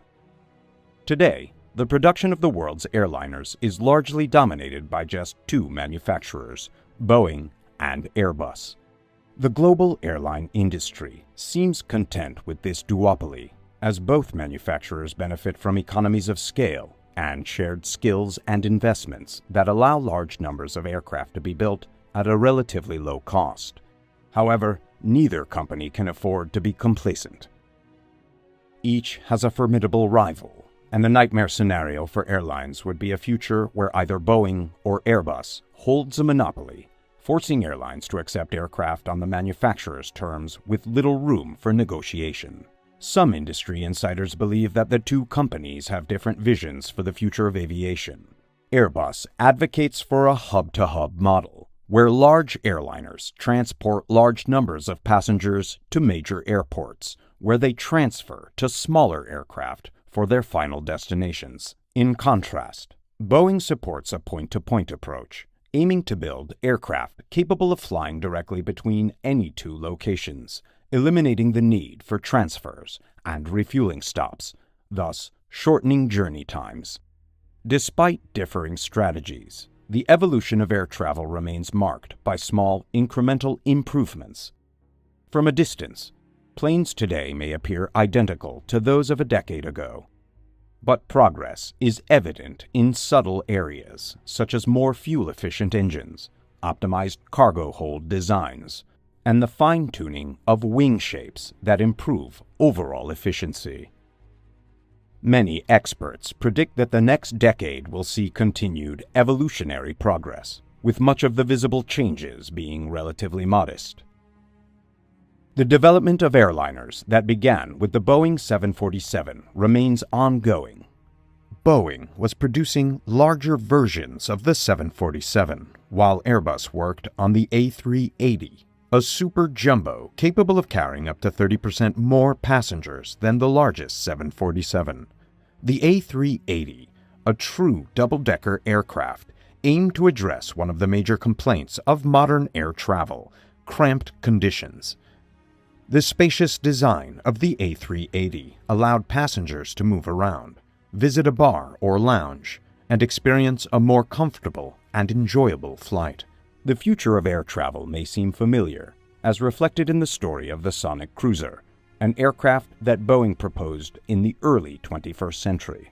The Sonic Cruiser was designed to carry around 250 passengers at near-sonic speeds, offering a range that would allow direct flights between any two cities on Earth. However, the aerodynamic limitations that constrained Concorde's design still apply to supersonic airliners, preventing the possibility of an economically viable aircraft that could carry enough passengers to justify the cost. The Sonic Cruiser was envisioned as a truly revolutionary step forward, a departure from the evolutionary advances seen since Concorde. The tragic terrorist attacks on September 11, 2001, led to a sharp decline in air travel demand, which in turn severely impacted Concorde's profitability. Faced with such uncertainty, airlines determined that the Sonic Cruiser's bold, revolutionary design was too risky, leading Boeing to shelve the project. Despite the setbacks, Boeing's vision for the future was still rooted in incremental progress, as shown in the development of the Boeing 7E7. This aircraft, much like its predecessors, followed the traditional design of a modern airliner, but incorporates cutting-edge technology borrowed from military aircraft. The 7E7 used advanced composite materials, such as carbon fiber, to reduce weight and increase fuel efficiency and range, all while reducing the time and cost of repairs and maintenance. While the 7E7's design may not be revolutionary, it represented a step forward in terms of sustainability and efficiency, continuing the trend of gradual innovation in the commercial aviation industry. Looking back, it's hard to fathom a world without flight.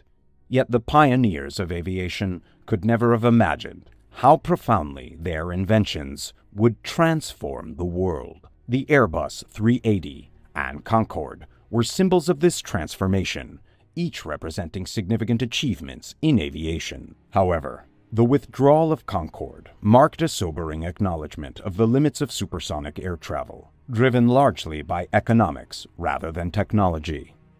The once dazzling dream of flying at the speed of sound became unfeasible in an era where telecommunications and the internet allow information to travel faster than ever before. While it may feel like supersonic flight has been overtaken by newer technologies, it's possible that air transport is on the cusp of another revolution. Perhaps the future will bring even greater advancements, or it could simply see more incremental progress. Regardless of what the future holds, the human desire for flight will likely never diminish.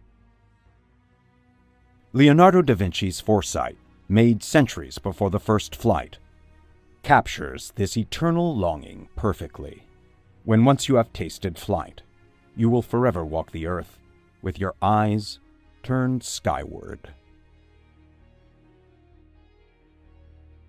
A plane designed to fly faster and higher than any of its rivals. The Boeing 2707. This is the story of Kennedy's dream, an aircraft at the cutting edge of technology. In the summer of 1963, President John F. Kennedy announces a major new aerospace program.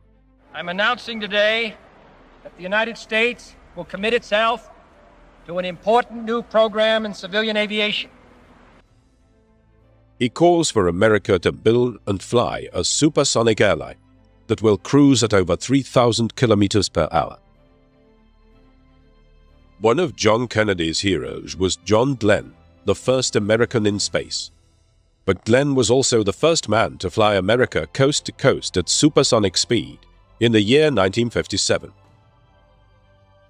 Ever since that flight, Kennedy had dreamed of building an American supersonic transport. Others had that same dream. The British began their supersonic aircraft program in 1943, midway through the war. It was a design, obviously, at that stage, which called for an aircraft to be capable of Mach 1.5. That's 1.5 times the speed of sound, or about 1,000 miles an hour. The British had several projects. Among these were the Miles M52 and the de Havilland DH-108 smaller. But Britain was beaten to the prize by Chuck Yeager, flying the American Bell X-1. To tell you the truth, I was hopping mad, because I realized we could have done it and we'd missed the boat by cancellation. Not with the DH-108, but with the Miles M52. I was to be the pilot of the Miles M52, so I'd followed this carefully, and we were 80% ready for the first flight, when, without any warning, without any consultation, the aircraft was cancelled. On October the 14th, 1947, the rocket-powered Bell X-1 became the first aircraft to fly faster than sound. The British were really upset that the Americans had been first through the sound barrier, because British technology was ahead of the Americans. The British just fluffed it, lacked the guts to do it. The reason the British gave for cancelling the Miles 52 was lack of knowledge surrounding what happens to an aircraft as it approaches the sound barrier. When an aircraft approaches the speed of sound, several things happen. The most disturbing of which for the occupants of the aircraft is the aircraft begins to shake and rumble, depending on how rapidly or how slowly you approach the speed of sound.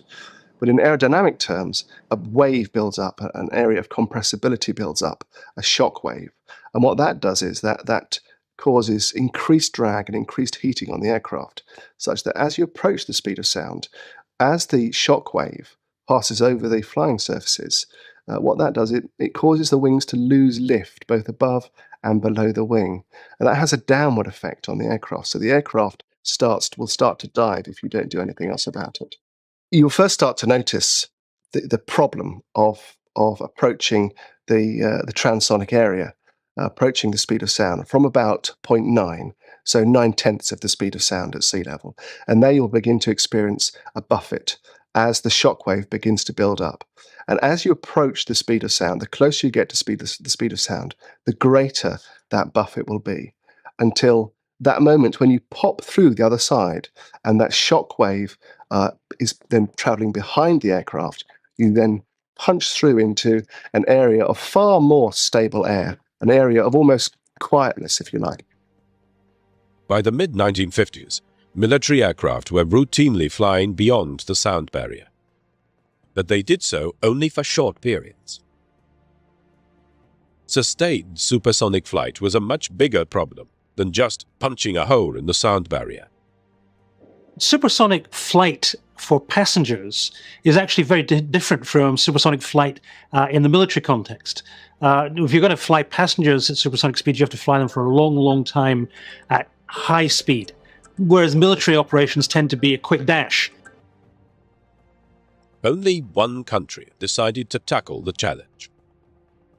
Defeated in the race through the sound barrier, the British now embarked on the design and development of a supersonic airliner. It was to signal the start of a race that would transform the world of aviation.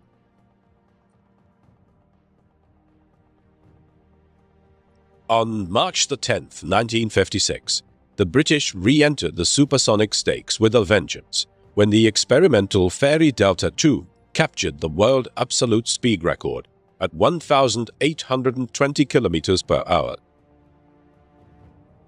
The Fairey Delta II introduced a series of revolutionary features.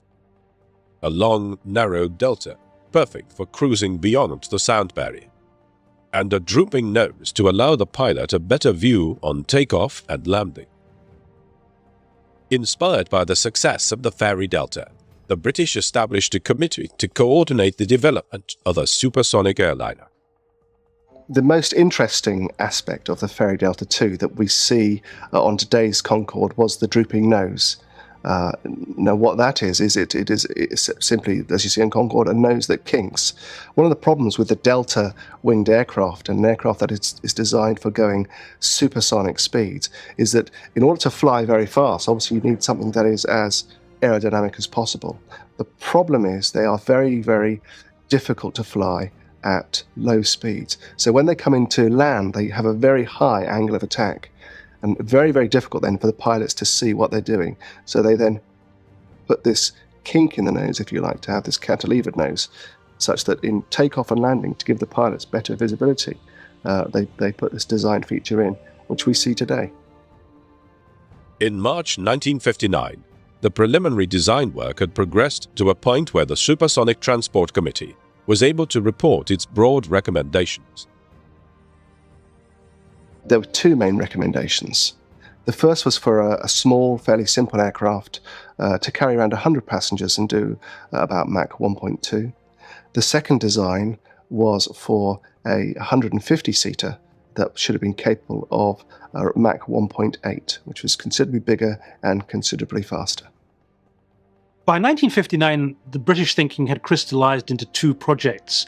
A medium-range supersonic airliner, which had a rather crazy M-shaped wing, very difficult to build. And the other project was the classic, what's now the classic long, thin delta for a supersonic airliner that could fly across the Atlantic. Now would emerge a decision that would shape the whole future of the race to build a supersonic airliner. The design study contract in 1960, the British made it a condition to BAC, who got the contract, that they should seek international collaboration for the building of the supersonic transporter. The first country BAC approached was the United States. But in 1960, there was little interest shown in the USA for collaboration. So the British turned to France as a potential ally. Eventually decided to cooperate because the supersonic airliner project was just too big for either of them to do on their own. It was helped by the fact that the two different design teams in France and in England had more or less come to the same conclusion about what the aircraft should look like. The aircraft was to be a delta-winged design. It was to be called Concorde, a word common to both languages, which means agreement or harmony. But to become credible, Concorde needed customers in the airlines. In June 1963, Concorde received the major airline order that meant it would fly. And the order came not from Europe, but from America's own leading airline, Pan Am.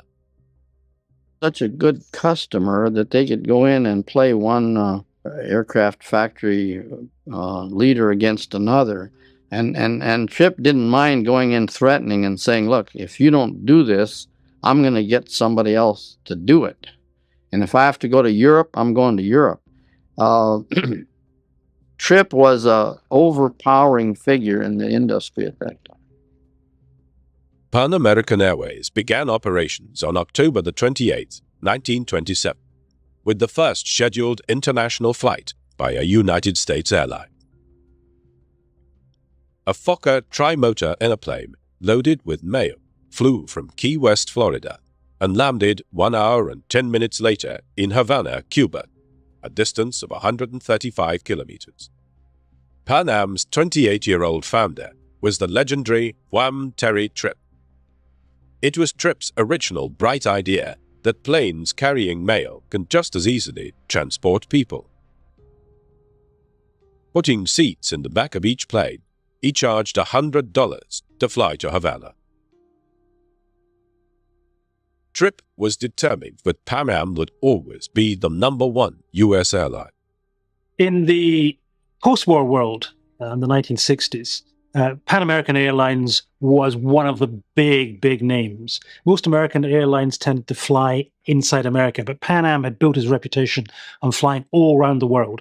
And they did that by always buying the latest and best aircraft. On October the 26th, 1958, Pan Am became the first U.S. airline to operate a jet passenger plane, a Boeing 707 christened Clipper America. It flew from New York to Paris, halving the normal flight time. One Tripp was also determined Pan Am would be the first airline to go supersonic. If you joined Pan Am as a pilot in the late 1950s or 1960s, the first thing they told you was, you hang in there, guys, because you are going to fly supersonic. Pan Am saw that being the first to be with the supersonic airliner as you know, the thing that would brand the company as the place to go. But the Pan Am decision was to trigger an American response. Within days of the announcement, on June the 5th, 1963, President John F. Kennedy proclaimed his government's intention to support the American aircraft industry in developing and building a supersonic transport that American airlines like Pan Am could fly. When Kennedy heard that Pan American were going to buy the European Concorde, he was apoplectic. He was furious. And he phones up head of Pan Am, one Tripp, and just gives him a bawling out. And Tripp says, well, you know, the alternative is you give me an American supersonic airliner. So from that moment on, Kennedy decides he is going to get a hold of the American aircraft companies and he's going to make them build a supersonic airliner faster and higher in performance than the European rival. And so the race began. The immediate result of Kennedy's intervention in the race to build a supersonic transporter was the appropriation of $100 million worth of funding from Congress, which in 1963 was a serious amount of money. Concorde now had an American rival. The question then became, who was going to build it? One obvious candidate was Douglas, the major builder of civil airliners, from the fabled DC-3 to the jet DC-8. But Douglas was too strapped for cash to compete.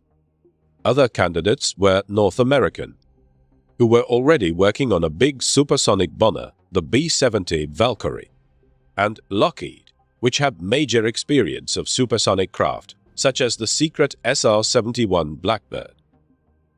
There was also Boeing, the manufacturer of the mighty B-52 bomber, and the well-established 707 airliner series.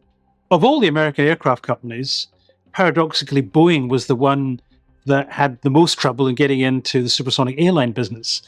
Boeing hadn't actually delivered a supersonic aircraft to anybody. Its founder was William Boeing, the son of a wealthy lumberman. In 1903, Boeing dropped out of Yale University and headed for Washington State to make his fortune in the timber industry.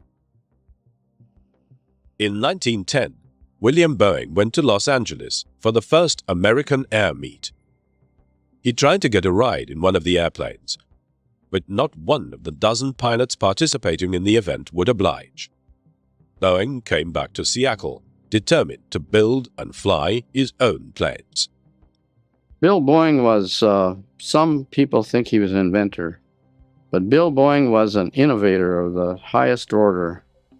I think he has very few patents, perhaps if any, but he would look at a product and he could see where he could make it better. On July the 15th, 1916, Boeing incorporated his airplane manufacturing business in Seattle, in an old boatyard. He hired boat builders whose skills in carpentry were ideal for the new aviation industry. The early Boeing company prospered, building seaplanes for the U.S. Navy, then pursuit planes for the Army.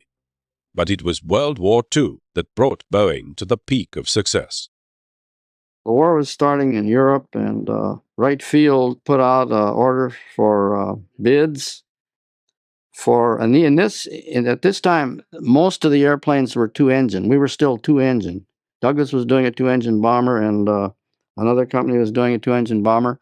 And Boeing went in to Wright Field and said, would this procurement cover a four-engine bomber? And everybody just went berserk because nobody ever conceived of a four-engine bomber.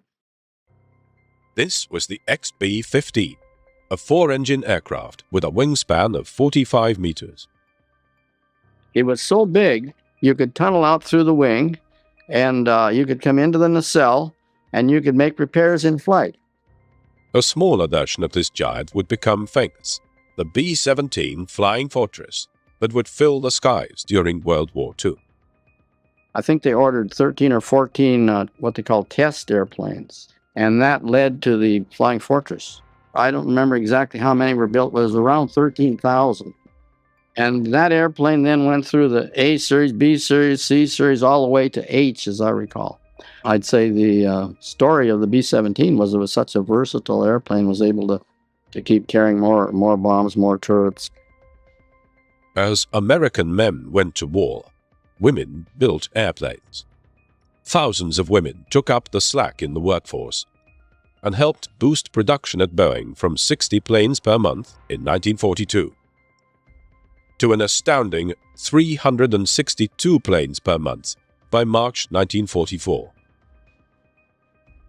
The B-17 was followed in 1942 by the B-29 Super Fortress. In Wichita, farm hands, housewives, and shopkeepers built B-29s on 10-hour shifts, day and night, during what later became known as the Battle of Kansas. World War II transformed the fortunes of the Boeing company. Before that, it was a serious manufacturer, but planes were built in small numbers. World War II meant Boeing was producing vast numbers of giant bombers on huge assembly lines. After World War II came the B-47, America's first jet bomber. And on April 15, 1952, Boeing test pilot Tex Johnston made the first flight with the B-52, which was to dominate the skies for the next 50 years. Then, Boeing took a gamble. In the 1950s, Boeing was doing quite well in military contracts for the B-47 and the B-52 bombers. But no aircraft company, can afford not to look ahead because it takes a long while to develop aircraft. And so they took a bold decision. They decided, well, let's take some of the profits from the bombers, some of that technology, and see if we could mix that into an aircraft that passengers would want to use, that the airlines would want to buy.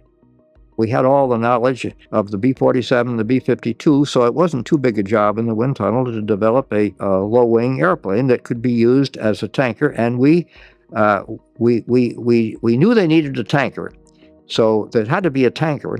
And we hoped it could be a passenger airplane, although we weren't really sure that that was the case. So that's why the Dash 80 was born. The Dash 80 took to the air under the control of Tex Johnston, who had flown the B-52. Johnston was determined to show Boeing had built a great plane.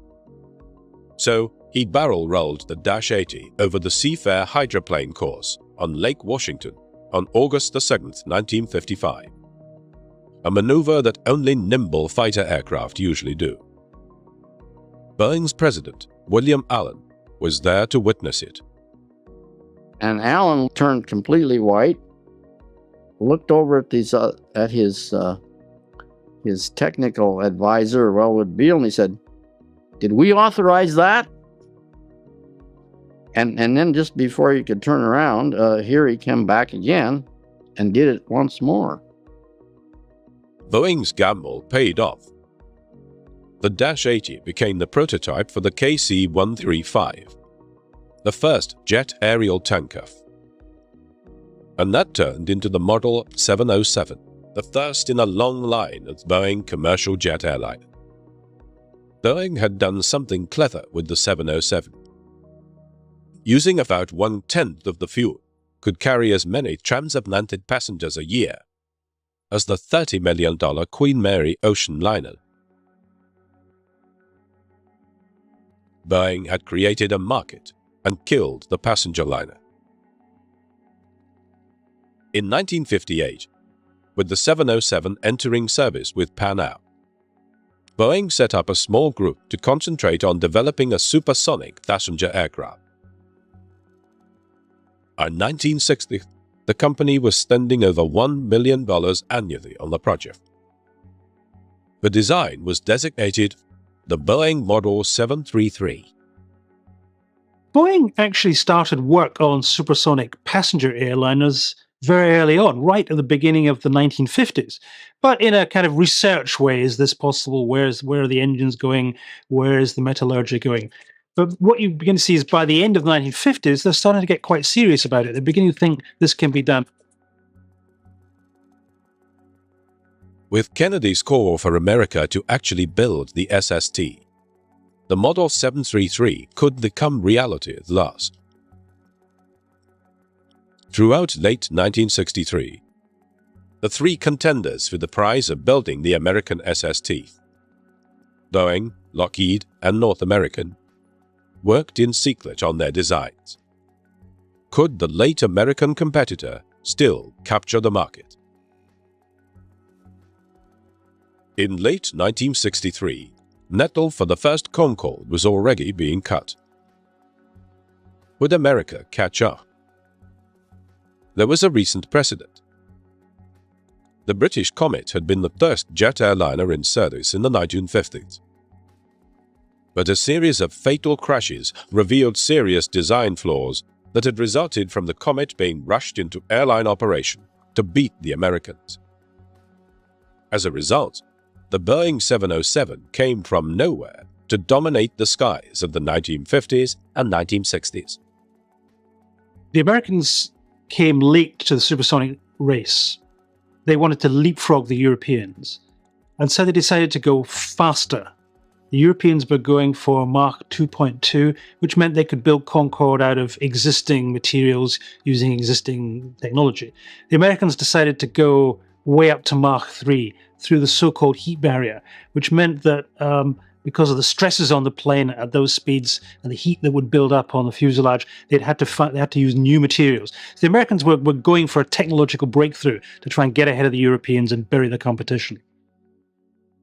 To beat the competition, both at home and in Europe, Boeing proposed a plane that was far bigger than Concorde.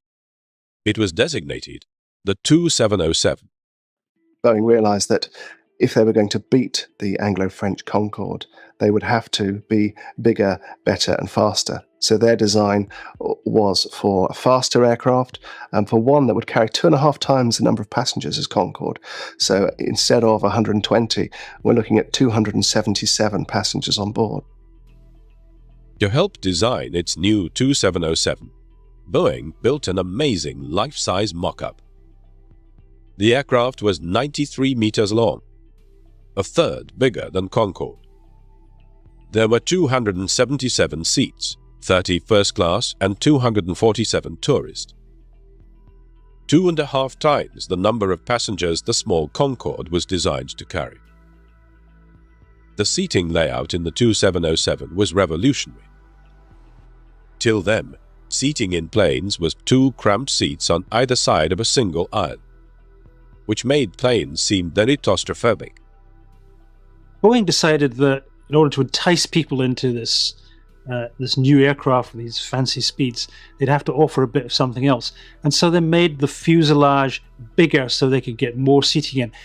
Today we are very used to three sets of seats, 2 aisles. But this was the first time when Boeing was developing the supersonic airliner that they decided to introduce that into an aircraft.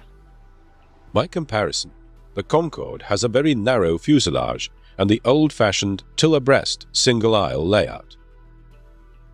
The 2707 would be powered by 4 massive turbojets, each capable of generating nearly 3 tons of thrust. At takeoff, the 2707 would weigh over 300 tons. Boeing 2707 had 2 other very interesting features. The first was a drooping nose, not unlike we see on Concorde today, to allow the pilots much better visibility in takeoff and landing, and then to be flicked up for that needle-like high-speed flight. The second design feature was also to do with the differences between low speeds for approach and landing and high speeds in supersonic, and that was the swing wing. The wing was able to pivot for those slow speed areas, making it easier and safer to fly when taking off and landing. But then when it was up above the Atlantic or Pacific or wherever it was going to go and approaching its speeds of Mach 2, you could sweep the wings back and get a very similar effect to the Delta. The wings on the mock-up of the Boeing 2707 could be moved manually from fully aft with a 72-degree sweep to fully extended with a 30-degree sweep. The Boeing supersonic airliner was really pushing the boundaries of aviation technology. They were going to go faster, they were going to go faster for longer, which meant new materials, new kinds of engines, new kinds of avionics. It was a risk. One group who sought that were the Lockheed company, who were busy with their rival SST, the Lockheed L2000. The Lockheed design for a supersonic airliner was simple, elegant, beautiful. No complex moving parts like a swing wing. They'd adopted the narrow delta that everyone knew was going to work. It was within the boundaries of what was possible. They were minimizing the risks, and that's why it was a serious competitor. As the time for submitting final design entries drew closer, Boeing was still plotting to outdo the competition. As the design process went on, it became obvious that the Boeing entry was going to be terribly complex, terribly expensive. That made the airlines who were going to have to buy and use the thing frightened. So Boeing started adding on more and more passengers in the hope that it could make a profit that would make up for the escalating costs of the aircraft in the first place. Size does help you a little bit on efficiency, at least it has on the other airplanes, and so obviously you can go overboard and be too fast, but too big. But I think that we felt the Concorde was too small to be a successful system. It was the last day of 1966 when the final design winner was announced. It was the revolutionary Boeing design. I think it was a very tough competition. The reason we won the configuration was not necessarily that the airlines liked our configuration any better. My personal opinion is that I think that they felt that they would rather have Boeing build their commercial airplane than the other 2 manufacturers, because we were in the process of building commercial airplanes at that time and working with the airlines, and my personal opinion is that we were picked as a company, not as a design. It was a surprise that Boeing won because they had so little experience in building working supersonic aircraft. I mean, they were famous for the B-52 bomber, which is subsonic. Everyone else, I mean, Convair, Lockheed had built large and fairly successful supersonic aircraft. So this was the new guy on the block suddenly being given the job, and everyone thought, can they do it? Boeing predicted that if design and construction of prototypes began early in 1967, The first flight could be made in early 1970. The first aircraft could then be ready for airline service in mid-1974. They were talking nonsense. They had no idea of the problems they were about to face. The main problem in designing the Boeing Supersonic airliner can be summed up in one word: the weight. This thing just got fat. It got heavier and heavier. It wasn't going to make money. They had to then strip out weight, and in the end, the biggest weight penalty was going to be the mechanism to make the wings swing. As we got beyond the preliminary design stage to build it, the weight got too heavy. The empty weight got too heavy. That was the main problem. The weight just got out of hand, and we couldn't meet the weight statement that we'd estimated for the configuration at the start. The project slammed to a halt for a year as Boeing considered alternatives. In October 1968, Boeing emerged with what was virtually a complete redesign. There was only one way to solve the weight penalty problem. That was to take the swing wing out. Boeing's swing wing disappeared mostly because of the extra weight. That huge hinge in there was very, very heavy. The 2707 was also reduced in size. Seating was reduced to 234 passengers, though that was still bigger than Concorde. And now, a new problem appeared to haunt the project and eventually kill it: the sonic boom. We knew it existed, but frankly, I didn't think it was that bad. The sonic boom that the airplanes we were talking about was like thunder and lightning, where the thunder hits about 2 miles away. And I guess I just didn't figure it was that bad. In order to explore the effects of the sonic boom on, for example, urban areas, the American Air Force conducted an experiment in 1964, which is something I don't think we would ever contemplate doing today. And what they wanted to do was see what effect it had on an urban area. So they they flew supersonic bombers over Oklahoma City with sonic booms or waves of shocked air passing all the time. The result was that in a very short period of time, they had around 8,000 very vocal complaints and around 5,000 complaints for claims for damages. In 1967, immediately after Boeing had been selected to build the 2707, Dr. William Shirtliff, a scientist at Harvard University, organized the Citizens League against the sonic boom.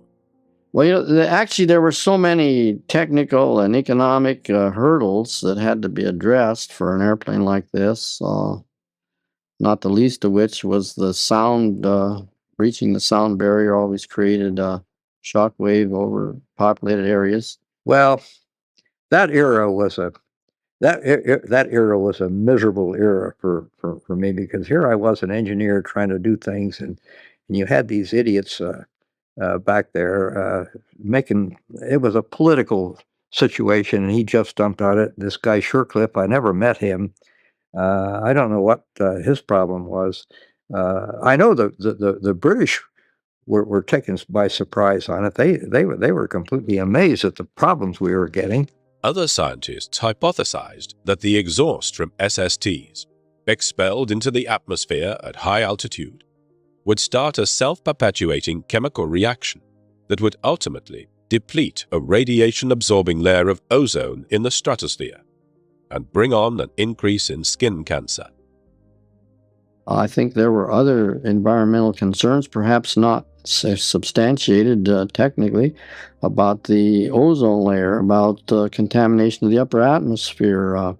There were all sorts of boogeymen shoved into the front of the table having to do with so-called environmental problems. But public opinion was turning against the SST, and as resistance grew, Congress itself began to express doubts about the plane. In response, President Richard Nixon, shortly after he was elected in 1968, appointed a 12-member committee to report on the project. Nixon was a firm believer in the SST when he came to power, like Presidents Johnson and Kennedy before him, and he felt that the SST was essential to American prestige. And in order to underline the case for the SST, he appointed a committee. to his great surprise, I think, in consternation, the committee came out against the SST and decided it was completely unviable. Apart from the sonic boom, the Boeing SST was encountering other problems. When he set the goal for the American SST, President Kennedy had decreed that it would fly faster than its European rival at Mach 3. But at that speed, an aircraft's skin becomes red hot. You have to make it of expensive materials that will not melt or crack at those temperatures. To reach the speed that the 2707 was going to go at, you had to find new materials to deal with the buildup of heat. The most effective material would be titanium. And at that time, titanium was really, really complex to machine, very expensive to get a hold of. It was going to make the whole project uncommercial. It's tough environment, and temperatures in Maine is a real big problem. Whether you can ever design a structure to meet all this and still have enough left over to make any money with is not too clear at this point. The British had long since decided that these problems were too difficult and expensive to bother solving. Concorde would fly at less than 2,000 kilometers per hour, where the heating problems were much reduced. Concorde could therefore be built out of standard metal alloys to keep the manufacturing costs down. You went much faster than Mach 2. We got too hot for aluminum. I don't know. Aluminum, I can't tell you exactly, but you wouldn't want to go too much beyond 2 to get with aluminum. So you needed a better material.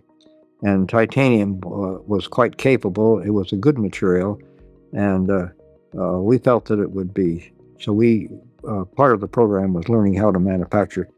As Boeing's engineers grappled with the problems, the 2707 program suffered delay after delay, while costs skyrocketed. We spent several $1 million of our own company money in working titanium on the side outside of the contract on the SST, but maybe we were too ambitious. It might have worked at 2.5 Mach number, but I think that you go 3 and that's 400 degrees, and that's too hot. On May the 18th, 1971, the United States Senate met to vote on a motion to end funding the SST project. President Nixon had worked hard to persuade the senators to keep on with the project, but without success. The Senate voted 58 to 37 to kill the Boeing 2707. I think that Kennedy's decree that the SST should be bigger, better and faster than the European rival did cause major problems for Boeing and for the whole project right throughout it, because they were always aiming for this kind of Kennedy standard of Mach 3 and all the problems that are associated with flying at Mach 3. I think that was too hot. It just wasn't practical. I think we could go faster than the 2. I think 2.5 would have probably been okay from a temperature standpoint, but certainly any higher than that would have probably not been practical. Europe looked like it had won the technological race. In 1973, only 18 months after the Boeing SST project was cancelled, Concorde made its first visit to the USA to attend the inauguration of the new Dallas-Fort Worth airport. During its 4-day stay in Texas, Concorde made supersonic demonstration flights over the Gulf of Mexico and proved to be the outstanding attraction in the flying displays, which formed part of the airport dedication ceremonies. But it would soon become clear that Concorde's victory was no victory at all.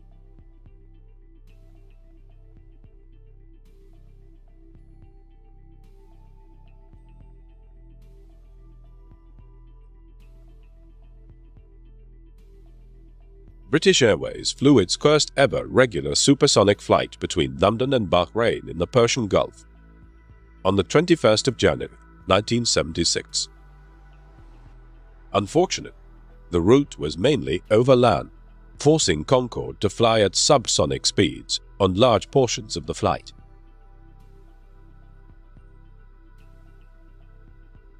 Next came the introduction of a service to Singapore. But on the 13th of December 1977, after only 3 return flights, service was suspended because of complaints from the Malaysian government about the supersonic boom over the Straits of Malacca on the west coast of Malaysia.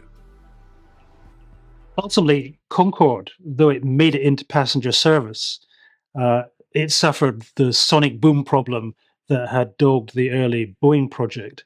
The Americans banned supersonic flight over the continental United States. Some people said that was in retaliation.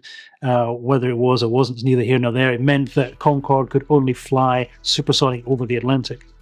It couldn't meet any of the requirements that we couldn't meet. They don't meet the sonic boom, and they don't meet the takeoff noise, and I guess there are probably only half a dozen or so flying in each airline. Concorde will never be profitable in the sense of making back the money that it cost to buy or to develop. As far as the airlines are concerned, well, Concorde makes money on an individual flight-by-flight basis because it can charge very high tickets to the kind of luxury passengers that are there. The system exists now because it's unique and it's high cost and it's one of a kind. And if you want to make a splash, you go over on the Concorde. And okay, Betsy and I were on that one. We went over, take off from Washington about 4:30 in the we took off from Washington about 4:30 in the afternoon in a hotel room in London, 9 o'clock. It's great. But there is one aspect of the Boeing 2707 story that has never been told, a development that was to usher in the age of airline travel for everyone. On December the 22nd, 1965, Boeing's chairman, William Allen, and Juan Tripp of Pan American Airways signed a letter of intent which committed Pan Am to purchasing 25 of a new cargo plane. Unlike the 2707 that was dominating Boeing's attention, the new plane was almost an afterthought. Boeing kept it simple. The design was just a scaled-up 707. They called it the Model 747. The world would call it the Jumbo Jet. The 747 is an amazing story. And it started back right after the Vietnam War, where the government said, we need to move a lot of material and a lot of people around the world in a hurry. The 747 was actually developed in tandem with the Boeing Supersonic project. And the aim was to put in the 747 what you couldn't get in the supersonic aircraft, which was freight. It was just meant to be a big cargo plane in the first place. The Boeing company in 1965 decided to scale up the 707, I think as a freighter originally, but soon realized you could pack so many people into these aircraft and fly them at high subsonic speeds that it was very, very commercially viable and made great sense. When the dream of supersonic passenger flight died, there was only one plane to step into the breach, the 747. The first 747 entered service with Pan Am in 1970 and started a true revolution in flying. Suddenly, the cost of long-distance air travel was within the budget of the ordinary family. The age of mass air transport was born. I think the 747 will still be flying in 20 years. It's one of the major developments of this century in aerospace. Curiously, there's one hangover from the old supersonic project that ended up in the 747, and that was seating arrangement. When they transformed the 747, the jumbo jet, into a passenger plane, because it was wide-bodied, they could put in a couple of rows, you'd get a lot more seats. And that was the original dream that the supersonic transport had been born with. But Boeing's interest in supersonic passenger flight did not end with the 2707. In Russia, NASA found a mothballed example of the Soviet SST, the Tu-144, nicknamed the Concorde. The Russian SST actually flew just a few months before Concorde. And when people saw it, they said, gosh, that looks like Concorde. And that's because, of course, the Russians had stolen, line for line, page for page, the plans of the Concorde and built it themselves. But the Concorde never entered international service. Soviet technical know-how was not up to the challenge of building a supersonic airliner, not even with the help of stolen plans. The plane proved difficult to fly and fundamentally unsafe. Its last outing was as a flying laboratory to try and solve the environmental problems that had plagued the old 2707. Engineers from NASA and Boeing envisioned a new supersonic jet that could fly 300 passengers at more than 2,400 kilometers per hour and cross the Pacific from Los Angeles to Tokyo in a mere 4.5 hours. But that was precisely the specification the old 2707 cancelled nearly 20 years earlier. The main thing that's happened is you've gone to high bypass ratio engines, and the engine cycles changed, and the noise problem isn't as bad as it used to be with a pure jet. 20 years had brought more knowledge about building and flying complex supersonic machines. But the same old problems still stood in the way. A big supersonic craft designed to fly beyond the heat barrier would be incredibly costly to build, fly, and maintain. And there would still be pollution and noise. There is no technology anywhere that I'm aware of that says that you can bypass, overpass, whatever, the supersonic barrier. It's there. The boom just has to be there. There's so much energy involved when you go through that barrier. The dream of supersonic transport was an engineer's dream. It was a politician's dream. It was Kennedy's dream. The passengers wanted something different. They wanted cheap tickets. They wanted reliable service. They wanted comfort. And that will always be the future of the airline business. Now, as a matter of fact, if somebody were to ask me today, will there ever be a supersonic airplane in the U.S., built by the U.S., I would say first you got to define what you mean by supersonic. There may very well be a more advanced Mach 2 airplane, larger, more economical, and so forth than the Concorde. They may very well be. I don't know that. But we are still today not ready in materials to go to Mach 3. We just don't have the wherewithal to do it. But the dream lives on. Even today, Boeing are still working on designs to push the frontiers of speed for passenger aircraft. The Lockheed SR-71 Blackbird flies at Mach 3. It is made of titanium, and metallurgy and materials technology are advancing all the time. Will the 21st century see the dream come true?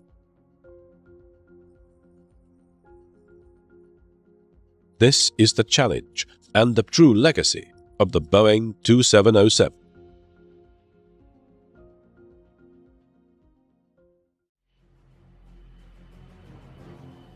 For more than 30 years, it was a plane that captured the imagination of the entire world. From Africa to South America, from Asia to Europe, from London to New York City, the aircraft simply known as Concorde galvanized the globe. Its sleek aerodynamic structure and supersonic speed brought passengers to a whole new level in transportation. In Britain and France, the plane became a symbol of national pride. During the Cold War, where every technological breakthrough seemed to come from either America or the Soviet Union, the Concorde proved that Europe still mattered. And while this supersonic transport became synonymous with patriotism, it's also remembered as a plane that turned into an economic disaster. With skyrocketing development costs and a hefty price tag for admission, when it finally debuted, only the rich and powerful were able to fly the Concorde. And in an era of heightened environmental awareness, the aircraft was denied the most lucrative routes across the Atlantic Ocean. If not for the endless sums of government money, it may have never seen the light of day. In the end, the plane was a two-edged sword. Hated by the economists, yet loved by the people, Concorde, after nearly 3 decades in service, became one of the most recognizable aircraft in the world. During a time when faster meant better, it soared over its competition, symbolizing the absolute best in European engineering and aerodynamics.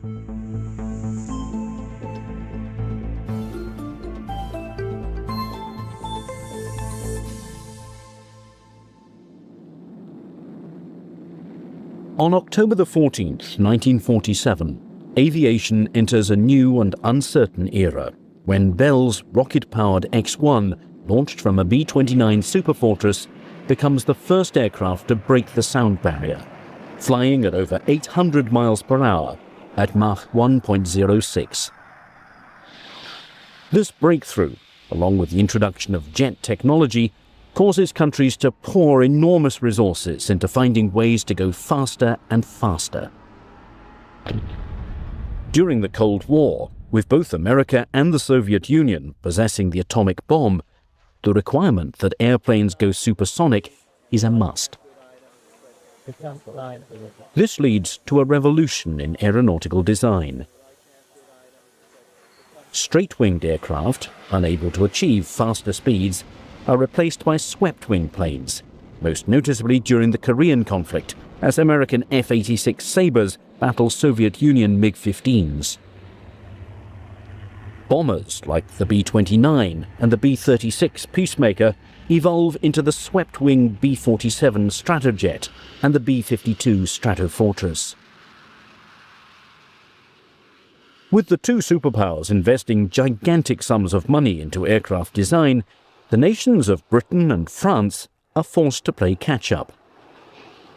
In England, where the Gloucester Meteor symbolised London's place at the vanguard of aviation technology, during the Cold War, a trifecta of planes known as the V-bombers are unveiled as a deterrent force against the Soviet Union. The third in this trilogy, Avro's Vulcan, a supersonic bomber equipped with 4 turbojets, incorporates a new delta-wing design, giving the aircraft increased speed over the swept wing. Across the English Channel, where aviation was born, the nation of France also experiments with supersonic aircraft. Dassault's Mirage 3, a plane incorporating the delta wing design, flies at over Mach 2.2 in 1958. In addition, the Durandal is also tested during this time as an experimental supersonic plane. But despite their respective legacies of being at the forefront of aviation technology, after the Second World War, with both England and France's economies shattered, it appears their best days are behind them. In the realm of military aircraft, there seems to be no way to compete with the vast resources of the United States. However, there is one area where if England and France pool together their resources, a formidable challenge can be issued against America and the Soviets. This comes in the form of a proposed supersonic transport airliner. Mr. de Gaulle was president of France at the time, and French prestige was sort of important. The French were very, very concerned, as were the British and other Europeans, about the loss of technology prowess in the aviation industry.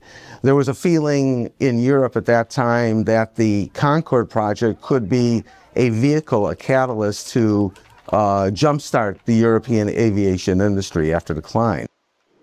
With only military planes capable of breaking the sound barrier, there's much talk about having this technology cross over into the civilian transport market. With jets replacing propeller-driven aircraft as the preferred mode of flying, conventional wisdom leads many to speculate that the next logical step for passenger travel is the ability to fly faster than the speed of sound. In America, the undisputed champion of aircraft design, it appears inevitable that they will build an SST. The Soviets, not wanting to be outdone by their rivals, are no doubt going to follow suit. This took place during the height of the Cold War. The Cold War was taking place. You have to remember there was competition in the aerospace defense. We had announced the Apollo program at the end of 1961, which was in effect a Cold War program. I think that the attraction of the supersonic airplane was like the attraction of much of the space age prestige, the national honor that you had to be. If you didn't demonstrate that you could do this, you weren't in the front ranks. This leaves the powers of Europe with an important decision to make. Will they build their own SST and compete on an international scale?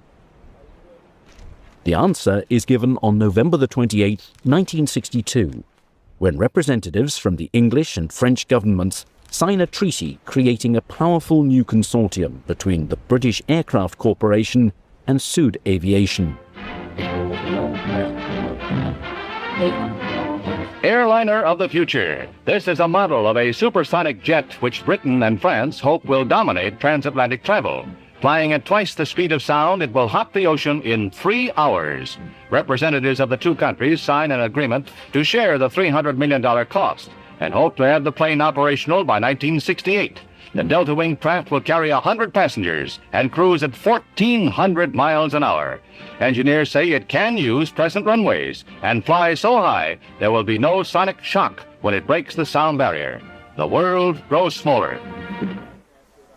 The two companies agree to build a supersonic transport with no cancellation clause, causing numerous airlines to immediately place orders, including America's Pan Am Airways. Pan American World announced it has ordered 6 new Concorde supersonic jet transport, which can fly to the United States in 2.5 hours. You can tell him he's given me the best argument for not having one airline represent the United States that I've ever heard. And I'm going to spend the next time I'm here really getting a screwing to Pan America, because that sticks it right to us. How can we possibly go ahead now with our program, to which we're going to spend an awful lot of money, which was very important to the United States, which affected the balance of payments in hundreds of millions of dollars, and I'm going to put all this out and then go ahead about 24 hours before we're about to make our announcement. Across the Atlantic Ocean, this treaty causes President Kennedy to act swiftly. And in June of 1963, at the Air Force Academy's graduation, he announces the United States' own SST program. 30,000 spectators packed the stadium at the Air Force Academy in Colorado Springs for ceremonies that will graduate cadets into officer ranks. They hear President Kennedy call for a partnership of government and business to develop a supersonic passenger plane to hold the U.S. lead in commercial aviation. They had been under some pressure to announce this project. Vice President Johnson formed a little committee to look at the SST in the spring of that year, and he recommended vigorously that we go ahead with an SST.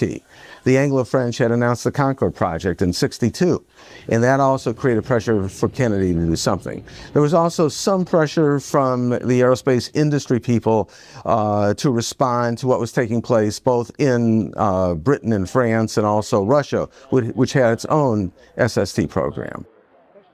In the Soviet Union, work begins on their supersonic Tupolev Tu-144, with each plane now in a race to the finish line.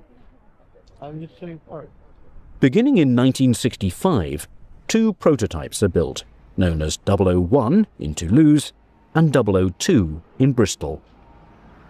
Luckily for Britain, its aerospace industry has a huge jump on the competition, having built numerous experimental aircraft proving vital in the research and development of the Concorde. The Bristol 221, incorporating a variation of the Delta design known as the OG wing, is tested in order to determine the SST's range and payload. The TSR-2 bomber, an airplane cancelled due to the budget cuts of the 1950s, provides invaluable information about the Concorde's most daunting obstacle, its power plants. Using Bristol's Olympus engines, the TSR-2's testing sheds new light on the challenges supersonic planes face in the air. In the laboratories of the British Aircraft Corporation and Sud Aviation, rigorous examinations are carried out, investigating hundreds of materials and the effect heating has on them. Building the Concorde required new materials, and they had concerns about heating, which had never been a sustained problem. They had people that had encountered heating in certain instances and in brief encounters with supersonic flight. But if you're going to cruise at supersonic flight, then you've got a totally different heat dissipation problem. For a period of 18 months straight, round-the-clock, 24-hour trials are conducted. At its peak, over 600 subcontractors are brought into work on the Concorde, employing over 200,000 people. Filton, Concorde 002 stands like a great bird in a massive cage at the British Aircraft Corporation's plant near Bristol.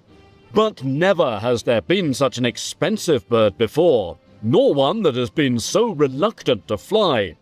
When she's ready to fly, she'll fly. Nothing must be left to chance. Concorde is unlike any other aircraft. Everything about her is new. In the wind tunnels, the OG wing passes with flying colours. Full-scale mock-ups are constructed in order to show all of this SST's components.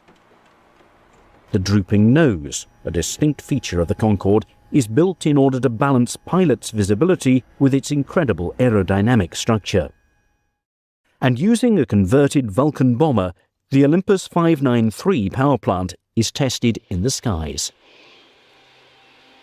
For Concorde's team of designers, its engines proved to be the most important obstacle to overcome.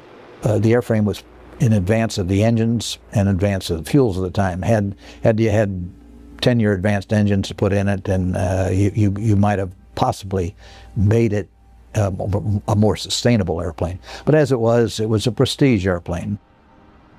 For the 593's jets to work properly, air needs to enter at subsonic speeds. A huge roadblock, considering the Concorde is built to fly at twice the speed of sound. Fortunately, over a period of 4 years, a complex system of inlet doors and ducts are installed in order for this SST to travel at Mach 2.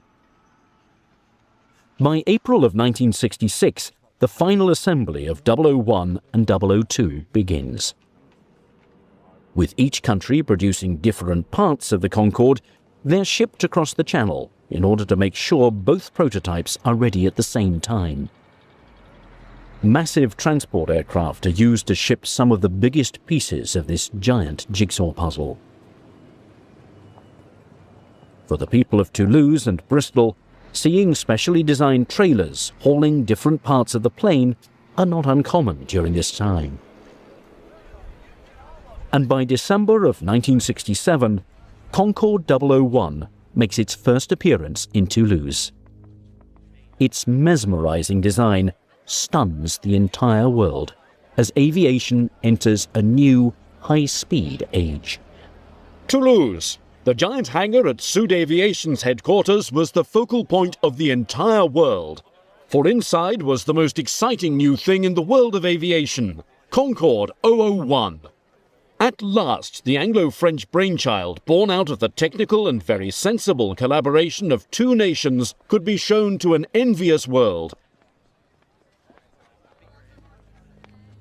While Concorde is being set up for its first test flight, in Moscow, the Communists are able to beat the Europeans, debuting Tupolev 144 on New Year's Eve 1968. Being almost identical to the Anglo-French design, it's nicknamed Concordski around the world. Unfortunately for the Soviets, it's nowhere near the Concorde in terms of structure and quality, being put together so hastily. And the Russians ran into even worse problems with their version of it because their engines were comparatively far less efficient than the Rolls-Royce and the French engines. In America, delays and uncertainties about their SST program continue. A competition between Boeing's swing wing and Lockheed's fixed wing design causes the selection committee to debate endlessly the advantages and disadvantages between the two. It turned out that the swing wing didn't work. So they went with a fixed wing. Then it turned out that this plane was going to be too heavy anyway, so they tried to lighten it.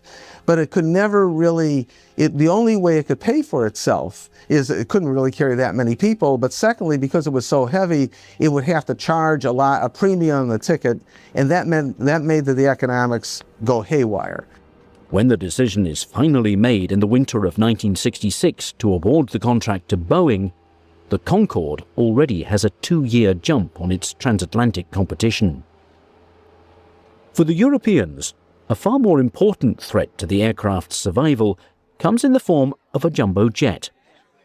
Boeing's 747, a subsonic airliner capable of flying passengers across the ocean far more cheaply than the Concorde, has those in Britain and France worried.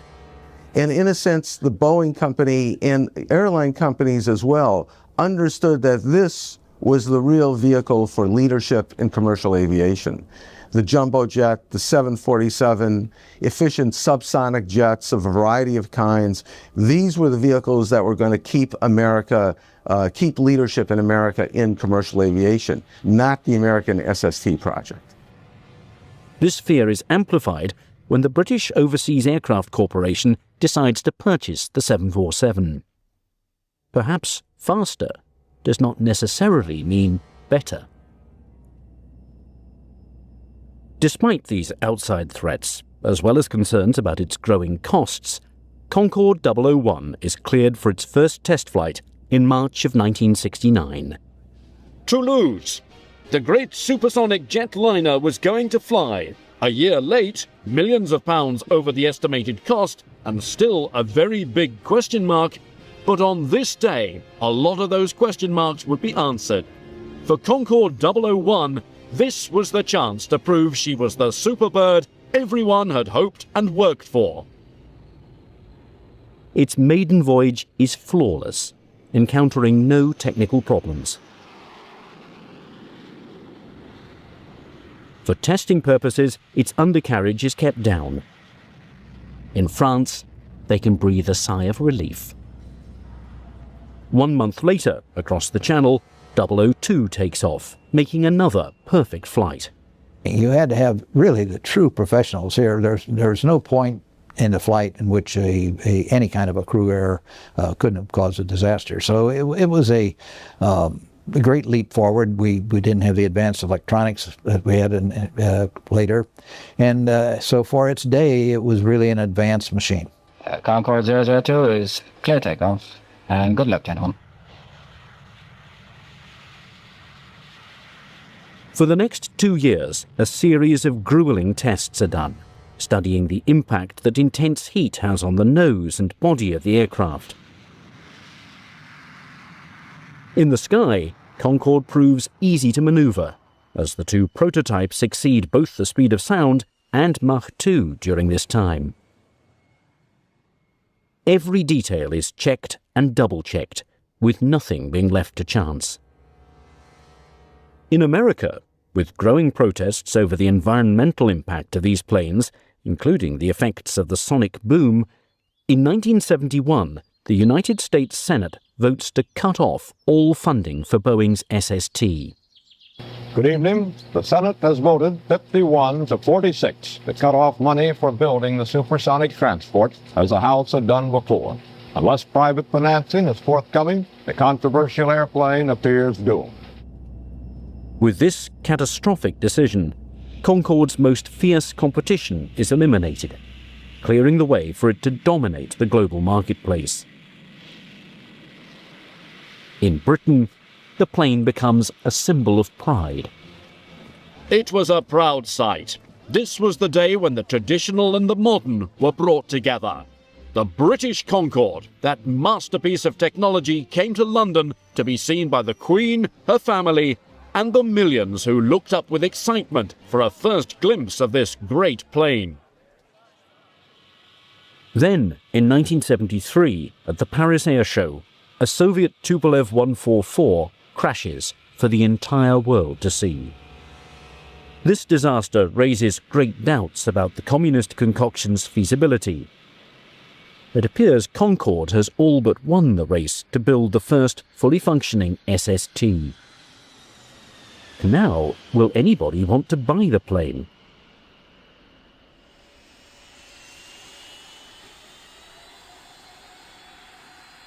After nearly a decade in development, the Anglo-French Concorde flies to the African nation of Senegal to begin its worldwide promotional tour. The ultimate goal of this exercise is to convince the world's airlines that speed means business. And with the right dose of public relations, executives will be convinced to buy these planes. From a marketing standpoint, the tour is an outstanding success. For years, people across the globe hear stories about this new high-speed plane that takes passengers to their destination in half the time. Its unorthodox aerodynamic design brings in crowds from Rio de Janeiro to Beijing, from Tehran to Sydney, from Fairbanks, Alaska to Mexico City. And with America cancelling their SST program in 1971 and the Soviet Tu-144 in shambles, the Anglo-French Concorde is destined to dominate the marketplace. Unfortunately, with the 1970s being defined by an oil crisis and economic unrest, the enthusiasm for a supersonic transport is a far cry from the previous decade, when anything seemed possible. The question now is, can this aircraft defy the odds by flying passengers around the globe in record time while remaining economically viable? This becomes the Concorde's greatest challenge. Across the globe, Concorde is ready to galvanize the people. Wherever it flies, the crowds are huge, anxious to see the plane they've heard about for years.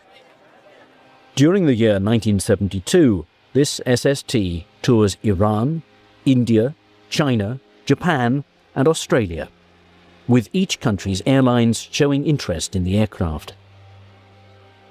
Kings and queens, prime ministers and presidents, rich and poor, all want to take a tour inside this remarkable supersonic jet. Unfortunately, during the 1970s, with each Concorde costing a record $31 million per plane, only the very wealthy are able to board this aircraft. Ironically, its biggest supporters are the masses, who could never afford to fly supersonic. As a result, although there's a fascination with the Concorde, the big airlines are hesitant to pull out their checkbooks. The Chinese and the Iranians flirt with the idea of buying them, but are unwilling to sign on the dotted line. In the United States, where the most lucrative destinations are to be had, President Richard Nixon tours the aircraft. His country's decision to cancel their own SST is the result of a growing environmental movement, warning Americans about the ecological disasters these planes will have on their neighborhoods and communities. A big drawback is the sonic boom. When a plane exceeds the speed of sound, a large noise capable of breaking windows and glass erupts.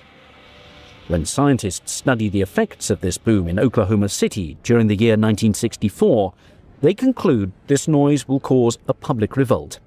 It turns out that the sonic boom, in fact, bothered lots of people. And this was clear very early on when they started to do research on the sonic boom in Oklahoma City. And a report came out in 1964 which showed that a huge majority of the people, quote, could not live with a sonic boom, unquote. And the people who live with it are becoming more aroused, becoming more sensitive to this form of pollution as they are to so many others. The nation's priorities are changing rapidly, and the FAA may find that the general public has a different timetable in mind for the reduction of noise pollution. David Culhane, CBS News, New York. It's such a hot-button issue that the United States government places a ban on all SSTs traveling coast to coast. With this decision, Concorde is limited to only the east and west coasts in America as destinations. As a result of this policy, no American airline wants to touch the plane. Once that killed the New York to LA route, the Miami to Seattle routes, the Boston to San Francisco routes, the Washington to LA routes. Once it killed those routes, it killed about a third of the market for the whole aircraft. And therefore you didn't have as much chance to recover your cost. People in the United States reacted to the sound barrier as a means of going against the idea of an American supersonic transport, and it of course affected the issue of the Concorde flying in the United States. But I don't think it was a defining decision. And I also think it was a bit of a red herring. I think it was put up mainly because people who were smart enough to see there was no way to make any money out of the Concorde. Building it, the manufacturer was going to lose, the government was going to lose. I think it was perhaps overinflated just so that we wouldn't do it and we wouldn't have an American contender. As environmental groups gain strength, pickets and protests against the SST's sonic boom, against its unhealthy fuel consumption, and against noise pollution in general take place. Rumours begin that any passenger who boards the plane will become violently ill. This bad publicity sours the Concorde's reputation. Thankfully, the two countries who built the aircraft come to its rescue. When British Airways and Air France order 9 planes for service, they save the entire project from economic collapse. Unfortunately, the overseas buyers needed to make this a worthwhile government investment never materialize. What began as a European project is confined only to Europe. Despite these roadblocks, Concorde continues its worldwide tour de force. To prove it can fly in the most brutal weather conditions, the aircraft stops in America's Arctic outpost, Alaska, demonstrating that this SST can excel even in the bitter cold. Next is a flight to the polar opposite, Mexico City, where thousands of people wait for hours to see Concorde's grand entrance. With orders placed, the employees of BAC and Aerospace begin building more SSTs, improving the quality from the original prototypes. The Bristol 593 engines gain strength, reducing the black smoke emitted. And in 1975, Concorde receives its Certificate of Airworthiness. When agents are first allowed to book passengers, demand skyrockets. A beautiful airplane that performed well. I was lucky enough to fly on it on one occasion, and it was the way to travel. There's no question about it. You arrived in London in what seemed like a couple of hours, and feeling excellent. Although 20% more expensive than subsonic travel, during the early years, with all the hype and fascination surrounding this plane, the people cannot resist the opportunity to fly supersonic. 1 year later, the first 2 Concordes carrying paying customers depart from London and Paris simultaneously. Almost a decade after its first test flight in 1969, the dreams of this SST are finally realized. Its crude design and enormous fuel consumption fades quickly. Only a few months of novelty flights take place, clearing the way for the Anglo-French. Despite this early success, the road ahead for this powerful new plane is going to be a bumpy one. In America, the Boeing 747 jumbo jet proves to be Concorde's greatest competitor, carrying more than twice the passengers at a fraction of the cost. In the Big Apple, where the most profitable route of London to New York is crucial, because of noise pollution, a judge rules that the supersonic airliner cannot land in the city. Over in Britain and France, many speculate that because the United States could not get its SST up in the air, sour grapes causes America to punish Concorde as a result. Only after a Supreme Court ruling is the aircraft allowed to land at JFK International Airport in 1977. Almost 20 years later, it would set the world record for transatlantic flight, travelling from London to New York in less than 3 hours. By this time, however, with rapid inflation, an oil crisis, and growing environmental concerns, people begin speculating that this plane's time in the sun has passed. People would pay the additional cost to fly faster than the speed of sound. However you valued your time, 1 times the value of your time, 1.5 times the value of your time, that's what people thought. It turned out, in fact, that this was a very questionable assumption. The whole idea that there would be a market for people paying a premium to go faster than the speed of sound on commercial aviation, in fact, was a facade. It turned out to be a facade. It was not true. It was a mirage. During dire economic times, Concorde is viewed as a plane only for the super rich. The clientele was superb. I mean, there were really, really rich people. For what I can recall, on the one flight that I made, there was a group of about 5 or 6 kids, all in one family, who were making their 15th or 16th Concorde flight and were totally blasé about it. So it taught me that, the Concorde was for rich guys. The novelty effect has worn off. The enthusiasm of the 1960s, when it was first built, is replaced by the cynicism of the 1970s. Each year it's in service, Concorde fails financially, unable to turn a profit. As the 1980s begin, many feel this technological marvel's days are numbered. However, it's miraculously saved when British Airways decides to buy its planes from the government outright. With this decision, a new marketing campaign is launched to bring Concorde back to life. Discovering that its rich clientele are willing to pay more to fly supersonic, prices go up exponentially, making it a vehicle exclusively for the super wealthy. As a result, it's marketed as such, and for the next 2 decades, the plane stays afloat. Then, after more than 30 years, Concorde Flight 4590 crashes, raising doubts on the safety of supersonic flight. With the terrorist attacks of September the 11th, 2001, and the decline in air travel that follows, both British Airways and Air France decide to cancel service of the Concorde.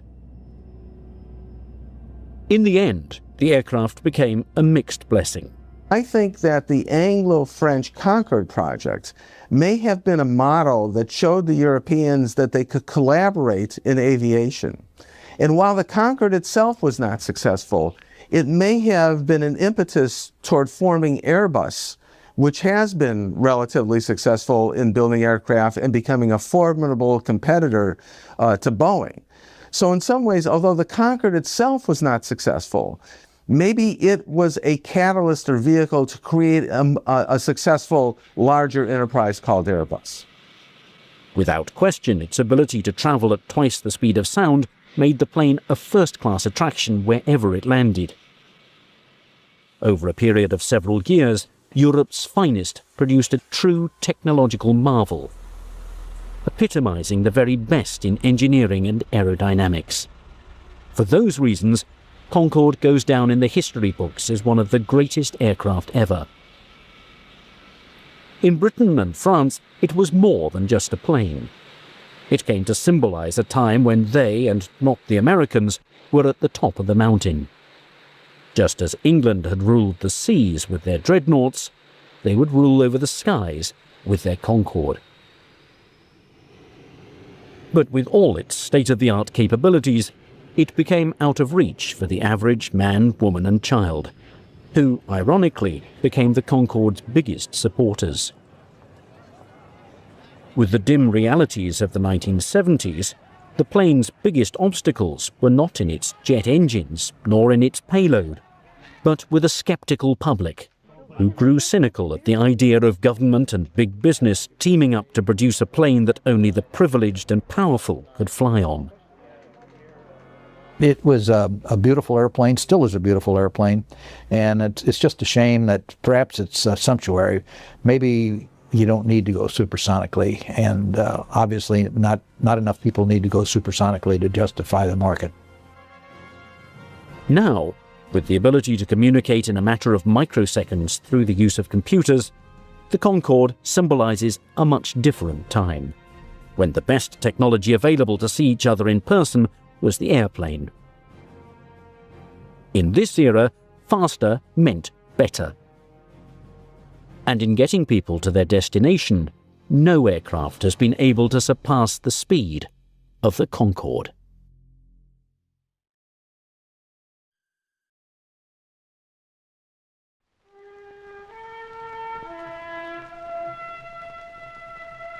How indifferent we've become. We've forgotten what it is to be astonished. Another new plane, one more, so what? But there is something unusual about it. It's long and has a sharp snout, and its head is lowered. There haven't been any like this before. And it has a delta wing folded back to the tail.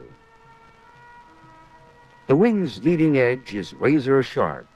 A powerful four-engine unit is mounted below. And there's another singularity. It has no stabilizer.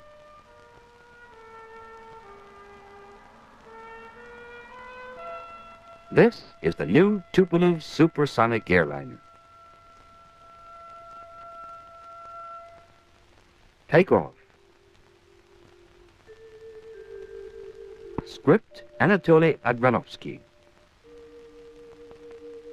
Direction, Vermisheva. Director of Photography, Khabshin.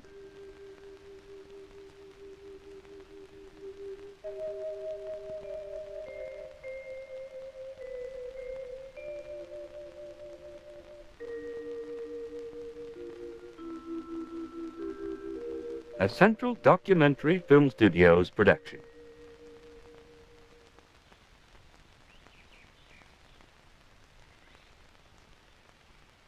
Andrei Tupolev, now in his 80s, possesses talent and insight to such a degree as to become a living legend.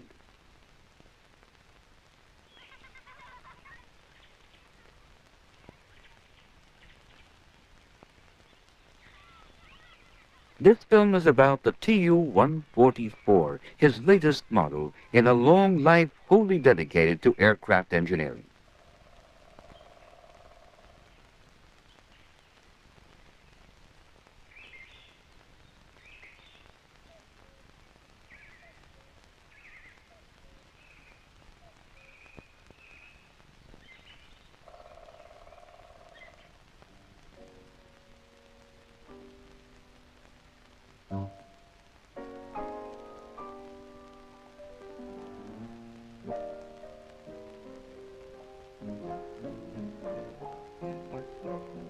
When it was conceived several years ago, there were few, even among the top rankers, who believed in its practical realization.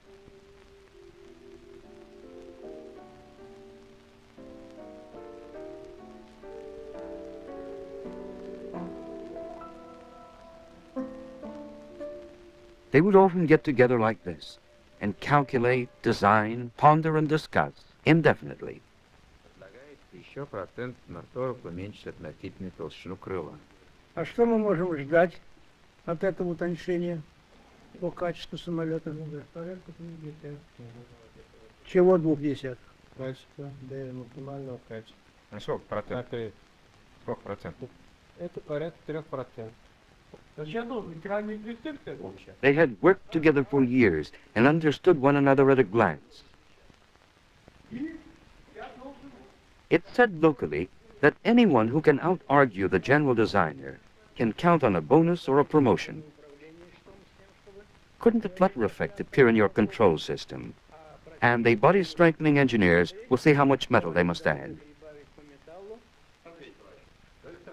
I'll do the drawings counting on the body-strengthening engineers making their corrections. Get started, and we'll find some time later for a report back.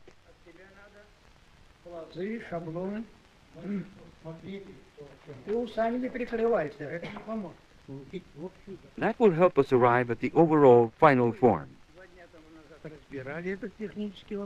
We discussed that question 2 days ago. It's clear now. You finished turning over the finals to Ilyushin so he can speed up his part of the job. Иlyushinu окончательные материалы для того, чтобы он мог быстро исправить свои работы.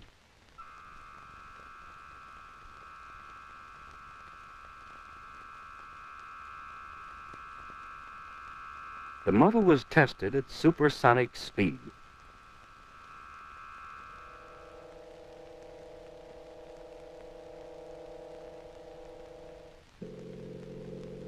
And here the character of the streamlining was studied.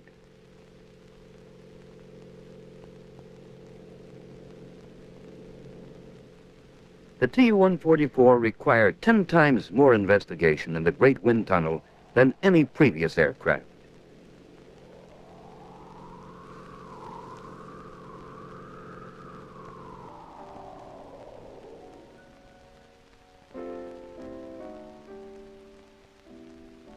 This is father and son. Andrei Tupolev has trained hundreds of aircraft designers. He founded a school of aircraft engineering. His son Alexei, chief designer of the Tu-144, has followed in his footsteps. A tailless design was chosen. What would it look like in reality?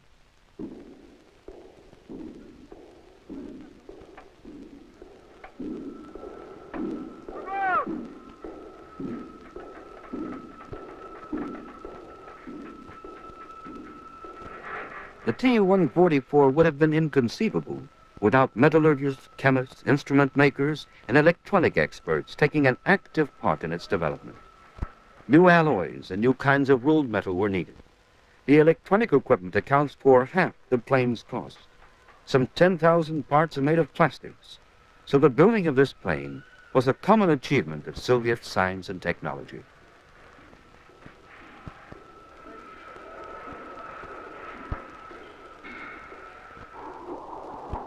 This is a fighter plane. It flies at the design speed for the Tu-144, 2,500 kilometers an hour, more than twice the speed of sound. So it's nothing new. Our foremost Army pilots have mastered it. What is new, though, is that Tupolev has put this incredible speed at the disposal of ordinary mortals. However, not only the speed, altitude, and distance barriers have been surmounted, but the reliability barrier, too.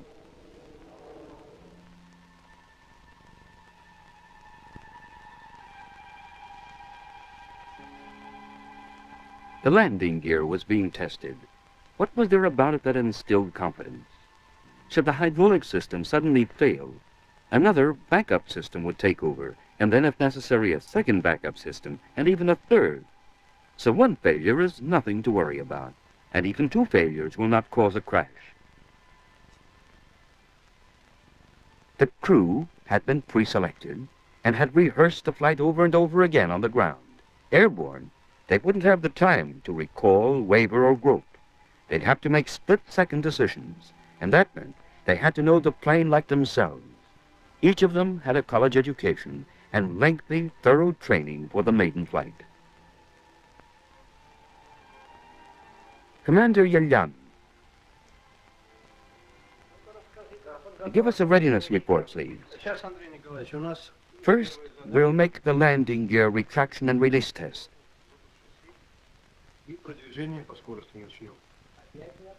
I wanted to hear what you have to say about takeoff. We've considered Alexei's remarks about reducing the ground run. The shorter the takeoff, the quicker we'll be airborne. Well, to you who are about to fly, fingers crossed.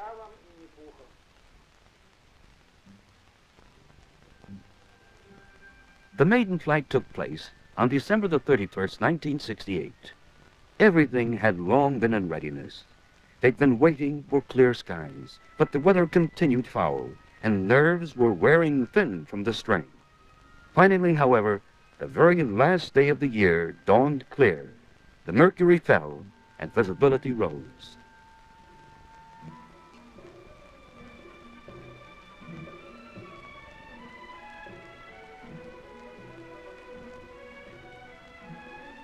Andrei Tupolev had watched 120 maiden flights, and here he was again, waiting.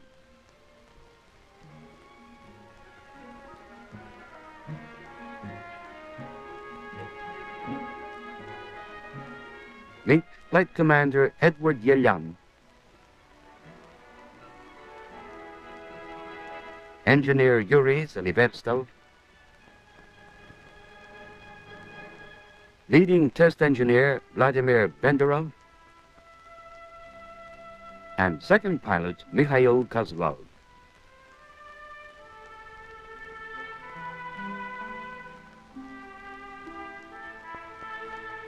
Yes, it was a fine day indeed.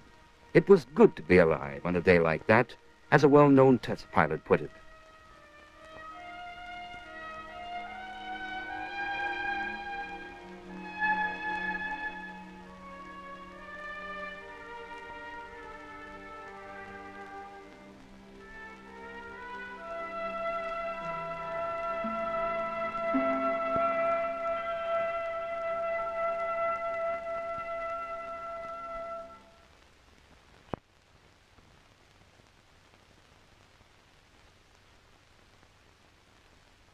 This is Dolphin 1 ready to take off. Permission granted. Got you.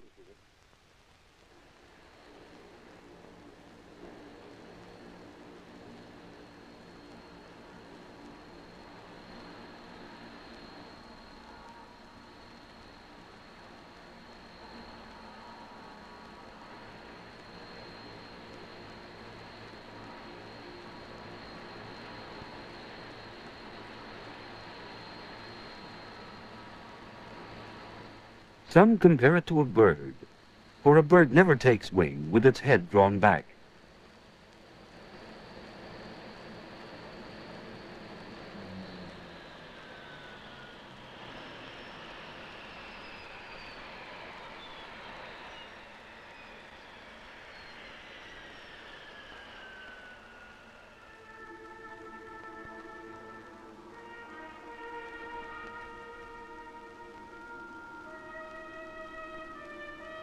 The plane took off and gained altitude.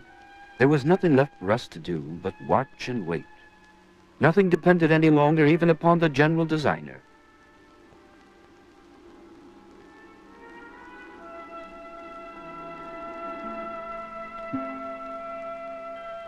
Mr. Tupolev, how did you begin?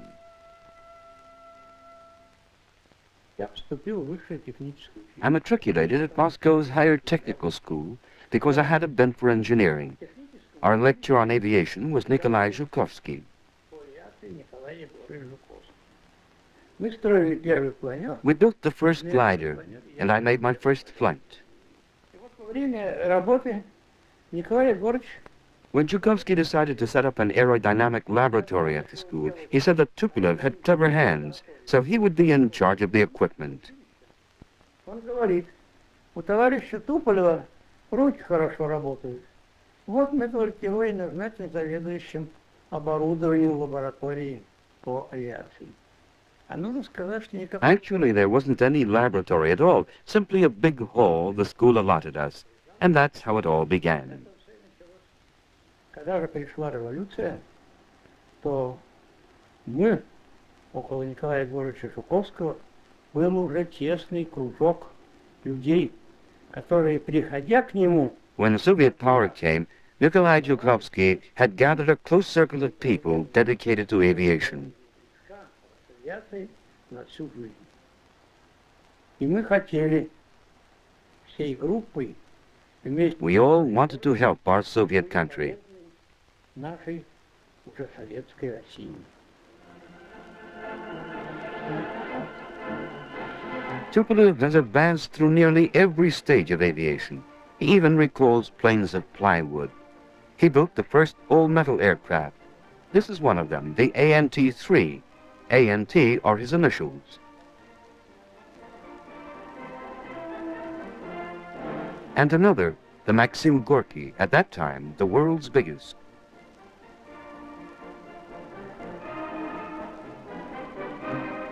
And this is the ANT-6 at the North Pole.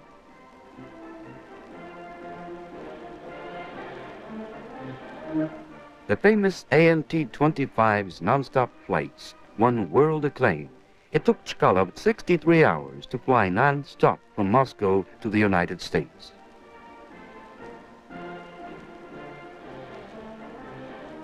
This is a Tupolev heavy bomber taking part in a landing operation.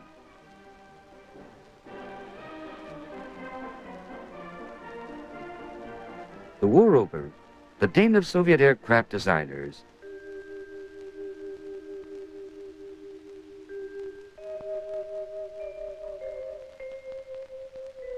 the Tu-104, flagship of the Soviet Civil Air Fleet.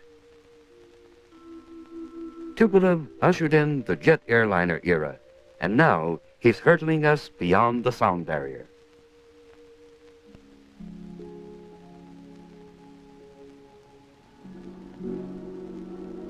The flight continued. Now the plane raised its head. For supersonic flight, it needed a long, pointed nose. So far, so good.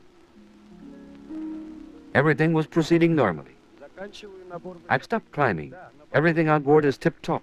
The craft handles with astonishing ease. Now I'm banking for the first time. The ground is visible. We've finished the maneuver. Now we're going to fly over. Have a look at us from down below. How does she look? Not bad, huh?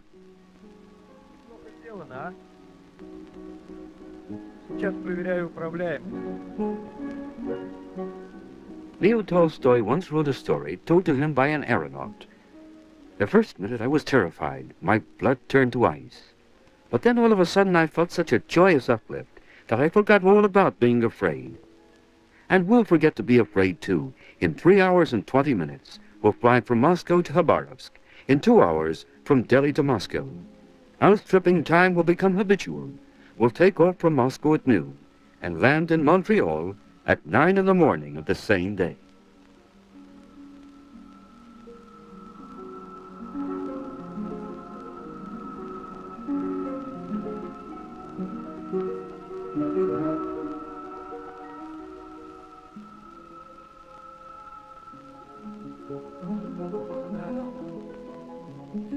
We enter the plane, walk down the nylon carpeted aisle, and settle in a soft armchair. Smiling air hostesses will come forward to greet us, and in all probability, no one will remember anything about those who built this airliner for us.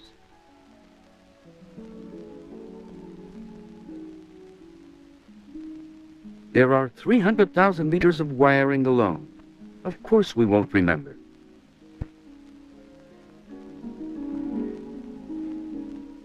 It's enough for us that there is no noise, no vibration, no pressure drops.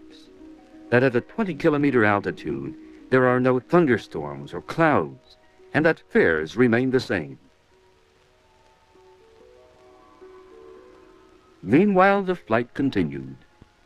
The airliner embodies all that is best in world science today. There is a computer center on board. If the flyers overlook something, the clever machine will remind them. Besides a sign flashing on, they will hear a voice saying, switch over the radio beacon, or release the landing gear.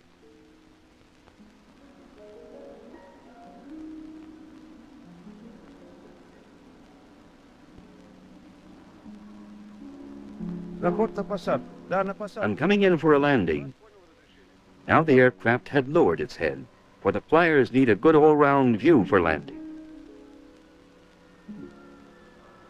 This was not simply another new aircraft heading home. It was a new history-making stage in world aviation.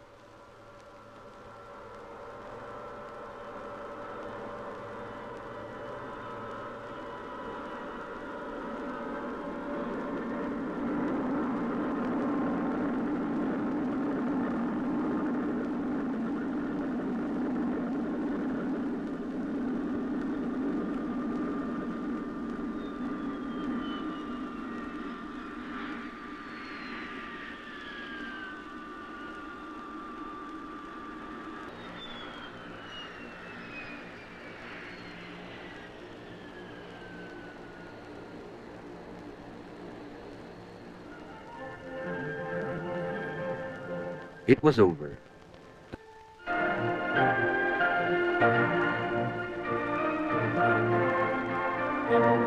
Our Tu-144 was the world's first aircraft of its kind to take off.